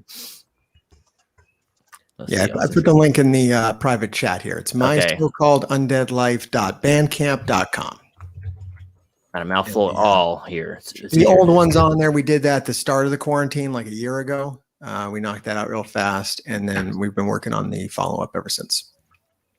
She also did 2 movies with David Hasselhoff. That automatically bumps up your treat kit right there if you do it, especially if it's pre-kit days. But well, cool. Hey, I know everyone's got to get it going tonight, but appreciate everyone stopping by. So 2 more weeks henceforth, we should be on same time, same bat channel doing it was Dracula AD, right? Dracula AD 1972. Sounds great. Great stuff. So, gentlemen, let's see everything else. We're going to get on out. Have a good night, everybody. Stay creepy, stay safe, and we'll see you in 2 weeks. Peace out.